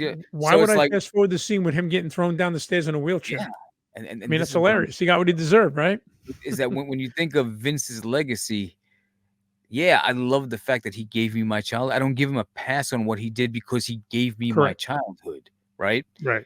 I love what he's responsible. I don't condone his behavior, but I don't regret enjoying what he provided us. Harvey Weinstein produced Pulp Fiction. I ain't gonna stop watching Pulp Fiction because his name pops up in the credits. Right. Pulp Fiction didn't rape nobody. Harvey Weinstein did. So, that's my point. O.J. Simpson was accused of murder. Nordberg wasn't. He was a character in The Naked Gun. Right. If that makes any sense. Chris Benoit, before that tragedy, bar none, he was a fucking one of the best technical wrestlers in just like powerhouses for a guy his size. He was like the Dynamite Kid times a million on roids. Yeah, because that's who he patented his career after. And he was. I mean, look at those matches he had. They were phenomenal. They're unforgettable. So in wrapping up this episode, we're gonna wrap it up the same way that they wrapped up the documentary. What's Vince McMahon's legacy? Well, to me, Vince McMahon's legacy is taking a TV territorial company, WWE, WWF at the time, Capital Wrestling as a whole, turning it nationwide, making big RIs go on the product, Hollywood entertainers going from a smoke-filled arena where not many people watched it, and the ones who did watch it did not admit that they were fans of wrestling, to making it such a phenomenon that people outside of the business wanted to come in and be a part of it. He created wrestling what it is today. Like they spoke about, Stephanie McMahon said how part of her hated the fact that Hulk Hogan got all the credit in the 80s, where Vince McMahon, if it weren't for him, there'd be no Hogan. If they weren't for Hogan, okay, there'd be no Vince. They worked together perfectly. Now, if it weren't for Vince McMahon, we wouldn't have pay-per-view. Let's rewind. We wouldn't have had closed circuit television. That was huge for WrestleMania 1 and 2. Then the birth of pay-per-view at WrestleMania 3. Then eventually streaming. Netflix was huge for that, but he made it even bigger with the network. And now people, why am I going to pay $50 for a pay-per-view? Why am I going to pay for cable? I can just stream it. Vince McMahon is very, he gets all, what do you call it? He gets blamed for all the bad shit. But he's the guy that brought pay-per-views, streaming, and everything to the next level. He's an innovator. If he didn't do all the things that he's done up to this point, wrestling would not be even, I don't think, existing to what it is today. You have all these actors, all these stars that want to be part of WrestleMania, pay-per-views, all types of scenes that you've never seen before. When you saw Liberace ringing a bell at the first WrestleMania, like, what the fuck is this? But look what it's come from there. Look what it's turned into. Now it's famous overseas. I mean, across the countries, it's a huge conglomerate. This is because of Vince. Now, Vince is gone, so now they got to take it to a next level, which they've been doing. WrestleMania 4 to win the biggest gates. But in order to get to where we're getting now, Vince had to take us to this point. If it weren't for Vince, we wouldn't be in the situation where we are now as fans watching a phenomenal product. He made it grow and improve every step of the way to this point. He's the father of sports entertainment. The Professional Godfather. wrestling was a pseudo sport. It was a contact sport that people thought was real. It was Yeah, grapplers, yeah. Roman Greco wrestling, and he took an entertainment factor and gave you a show. It stopped being a brawler, a fight club, and became an entertainment soap opera. Massive, huge, right? And but the thing is this. Now, I'm not saying that it's a good thing that this sex trafficking happened, but think about something. Had he not have been accused of this, I don't think he would have ever stepped down from WWE. Now, before all this happened, people were saying, "Oh, he's old. The product's stale. He's not in today's times. He doesn't know what's going on." So, if this didn't happen, I don't think Vince would have ever stepped down and relinquished a bit of control, which means he would have ran it, I think, until he died or until he I, didn't know his own name. I agree with that, but I also think that the product would have suffered. There would have been Yes, that's my point. a lot That's my more point. talent would have jumped to AEW, bigger name talent. Yes. Um, and not to get on a tangent here at all, but we were talking about Shane McMahon earlier and why he lost that opportunity to run his own promotion and WCW once it was purchased. He's had meetings with Tony Khan and executive vice presidents, Yeah. the Young Bucks, Matt and Nick Jackson. Yeah, I saw the photos. There's a chance that Shane McMahon will be back in the wrestling business competing against the company that his father built. But how do you know that his father's not also sending him there as a secret investor to be part of it? There's a Anything's, lot of anything's possible when your last name's McMahon. exactly. Well, I want to just finish my part off by saying that Brock Lesnar hasn't publicly commented on the involvement, in the allegations. And as of right now, as we speak today, Janelle Grant's lawsuit's paused, while the federal investigation is being conducted. All right. So I guess there's going to be more to follow for, at that point. Overall, how do you feel about this documentary? You think it did its job? You think it served justice?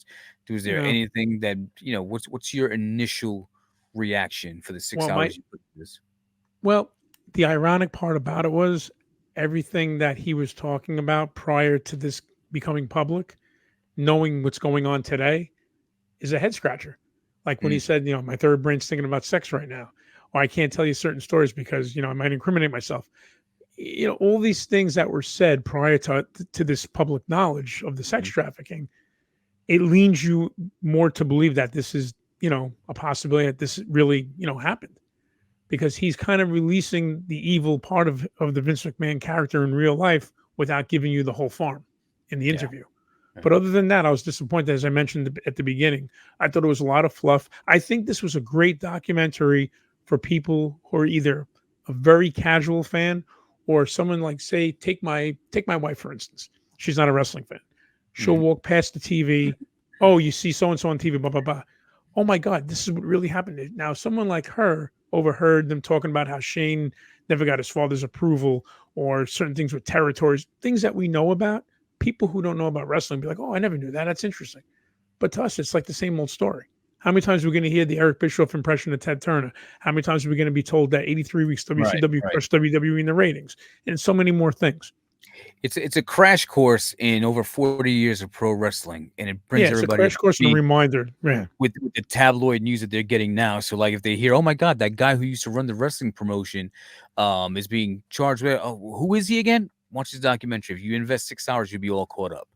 Exactly. And that's the thing. Like I was such a big fan in the 70s and 80s when people didn't know that McMahon owned it. He was just doing the commentary. I knew then that he owned WWF. And it wasn't even like publicly known. We lived it. So for me to watch this all over again, it's like heard the story, been there, done that. Right. I can talk about it in my sleep. Like my son who didn't know everything going in or the behind the scenes politics or the rise of Vince. It's a good crash course. It's like Wrestling for Dummies. Vince Did he McMahon like it? I don't know if he's watched it. And I know he started watching when I was bitching about my photos being on there and I was going to sue somebody's ass. But well, hey, I don't blame you. I got a question for you now. Yeah. Who was better, Shane or Stephanie, as an on-air performer, on-air talent? Stephanie. Yeah. Stephanie McMahon. Shane will be remembered for the depth-defying stunts that he pulled. Yeah, he was a spot But monkey. Stephanie was great on the mic, and she was a great character. And she's Spot got monkey. more. Perfect. I think Yeah. she's got more business sense than Shane. Well, because she was Um, consistent, though, Derek. Think about it. She was consistent from the Oh, time yeah. she was brought on TV Mhm. versus Shane taking sabbaticals. Yeah. Yeah. You know? And you know, when I looked at Shane on TV, it just reminded me of Vince Jr. I Yeah. didn't see that when I saw Stephanie. Stephanie became her own character. She started out kind of like a female version of Vince, but then she did become her own character. She was She did. kind of She weak in the evolved. beginning because she had to grow. She had to evolve, like you Right. said. Right. You know, when she was on the Undertaker cross, when he was, you know, kidnapping her to Mhm. marrying him, and Yeah, that she was still a storyline, child, basically. she was young. She was fresh out of college, Yeah. so she had to learn. And they even said in the documentary, like Linda McMahon, we really didn't touch much on her. She Mhm. said out of the four of them, you know, her, Vince, Shane, and Stephanie, she was the weakest, you know, on-air talent. Yeah. But I give her kudos. In the segment when Trish was with Vince McMahon and she's supposed to be all drugged up in a wheelchair, whatever. Mhm. When on Valentine's Day, when Trish pushes her hair back, gives her a kiss on the forehead, Trish said in the documentary that was Linda's idea. Mm. And Linda was never a strong character on air. It was just a matter of having Vince's wife, having the entire family effect. But she was in on it the whole time. She even said in the documentary, she said we had him the whole time. Yeah. And I was surprised that she even took part in the documentary, especially when it's focusing on the infidelities of Vince. So because it's a business arrangement, man. They have not been a loving husband and wife in a normal relationship like yours and mine that we have with our wives. I mean, it's business. I mean, I think their real relationship hasn't been a relationship in over 20 years. More than that. Even more, probably. I'm being nice. Yeah. Yeah. It's been a lot. But Toddy D, I think we're all pushing 3 hours right now on this documentary, which is shorter. That's actually half the length. actual Half the length. Yeah, if you're a mathematician, ladies and gentlemen, that's half the time. But hey, man, it's been great talking to you. And likewise, my man, great catching up. I am glad that we were able to put our thoughts out here regarding this Mr. McMahon documentary. And I'm sure there's more to come. This is, like we said earlier, just scratching the surface. Is a crash course for people just catching up with it. So, yeah, man, great having you here. Tell them where they can find you online. I'm at Toddy D Wrestling. You can check me out on YouTube. You can check out my Twitter page, Toddy D Wrestling. What else? And my that's about it. Yeah, and my Twitter and my YouTube. And you can also check out my podcasts on YouTube. Toddy D Wrestling. I have a lot of interviews up there, a lot of segments. DieHard Derek and I, we have a bunch of material on our former NWA cyberspace. Check it out. We have a lot of shit to say. Like and subscribe to the Midnight Hustle. Like and subscribe to Toddy D Wrestling. Here it is. Yeah, man. Make sure you're following this guy, Toddy D. Good guy. You got to get up there and you got to do more of those fucking podcasts, man. You've been I do. I got to blow the dust off, man. So let's get that rolling. It was a pleasure. Thank you for having me on the Midnight Hustle. I had a great time. We're gonna do it again, man. We're gonna talk some other shit. We got some regular catching up to do outside of pro wrestling, so we're gonna do that here. You know, we used to have our podcast, Escape from Brooklyn. I don't know, maybe that's something you can resurrect on your Toddy D. Ladies and gentlemen, check out Escape from Brooklyn. It's on YouTube. We created a channel. We have about 15 or maybe 18 episodes, and maybe I can talk this guy into doing some part 2s and 3s. We'll go back and forth. Midnight Hustle, Escape from Brooklyn. We'll figure something out. But yeah, we'll figure it out. Toddy D Wrestling Podcast. We'll do everything. We'll do it all little by little. Don't forget to subscribe. Click that little fucking button. It costs you nothing. It costs you zero. Just click it. Get it done. Subscribe. There's going to be a lot more to come. I'm keeping myself busy. I'm back in the saddle here, the Midnight Hustle. This is DieHard Derek. That's Toddy D. We're out of here. Peace. Can you dig it?